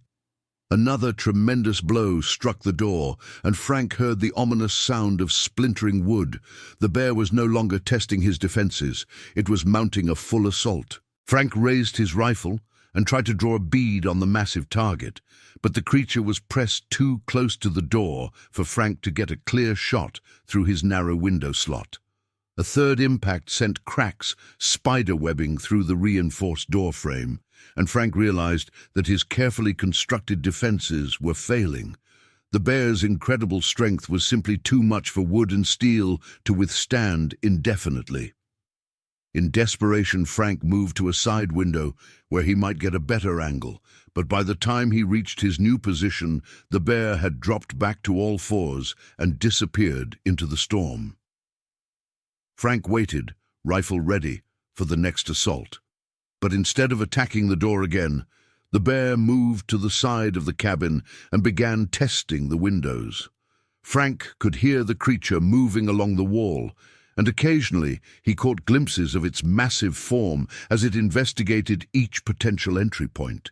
The plywood sheets he'd nailed over the lower windows held, but Frank could hear the bear's claws scraping against the wood as it searched for weaknesses. Then the bear found what it was looking for. On the cabin's north side, Frank had installed a small window above his kitchen sink. A window he hadn't bothered to reinforce because it was too small and too high off the ground for a normal bear to reach. But this wasn't a normal bear, and when it reared up on its hind legs, the window was well within its reach. Frank heard the distinctive sound of breaking glass and knew that his sanctuary had been breached. He grabbed his rifle and moved toward the kitchen, but the bear was already forcing its massive head through the shattered window. Frank raised his rifle and fired, the .30-06 round taking the bear high in the shoulder and spinning it away from the window. The animal's roar of pain and rage shook the cabin like thunder, but instead of retreating, the bear attacked the window with renewed fury. Frank worked the bolt on his rifle and fired again, but the bear's movement and the darkness made accurate shooting nearly impossible. His second shot went wide, punching through the cabin wall harmlessly. By the time he chambered a third round, the bear had managed to force its enormous head and front paws through the window opening. The creature's eyes found Frank across the dark kitchen, and in that moment, Frank understood that he was looking into the face of his death. The bear's intelligence was still there, but it was now coupled with pain and fury that made negotiation impossible. This was no longer a stalking game. This was the final assault. Frank's third shot caught the bear in the chest, but the massive animal barely flinched. It continued forcing its way through the window with methodical determination, its powerful shoulders widening the opening with each movement. Glass and wood splinters rained down as the bear's incredible strength overwhelmed the cabin's defenses. Frank fired his fourth shot and heard the distinctive click of an empty chamber. With shaking hands, he fumbled for his spare ammunition, but the bear had managed to get its entire front end through the window. The creature's hind legs were still outside, but its front paws were now touching Frank's kitchen floor. The reloading process that Frank had practiced hundreds of times in better circumstances now seemed to take forever. His hands shook as he fed cartridges into the rifle's magazine, and he could hear the bear's claws scraping against his kitchen cabinets as it continued to work its way inside. When Frank raised the reloaded rifle, the bear was halfway through the window, its massive bulk filling the kitchen with its presence. Frank's fifth shot was his best. A clean hit to the bear's head that should have dropped any normal animal instantly, but instead of falling, the bear shook its massive head and fixed Frank with a stare that seemed to burn with supernatural malevolence. Blood streamed down the creature's face, but its eyes never lost their focus on Frank. The bear gave a final, tremendous push and tumbled through the window into Frank's kitchen, landing with an impact that shook the entire cabin. For a moment, the enormous animal lay stunned among the broken glass and splintered wood, giving Frank the opportunity for one more shot. His sixth round took the bear in the side of the head, but instead of killing the creature, it seemed to drive it into a frenzy of destruction. The wounded bear rose to its full height and began systematically destroying everything in Frank's cabin. It smashed through the kitchen cabinets with casual swipes of its massive paws, sending dishes and cookware flying in all directions.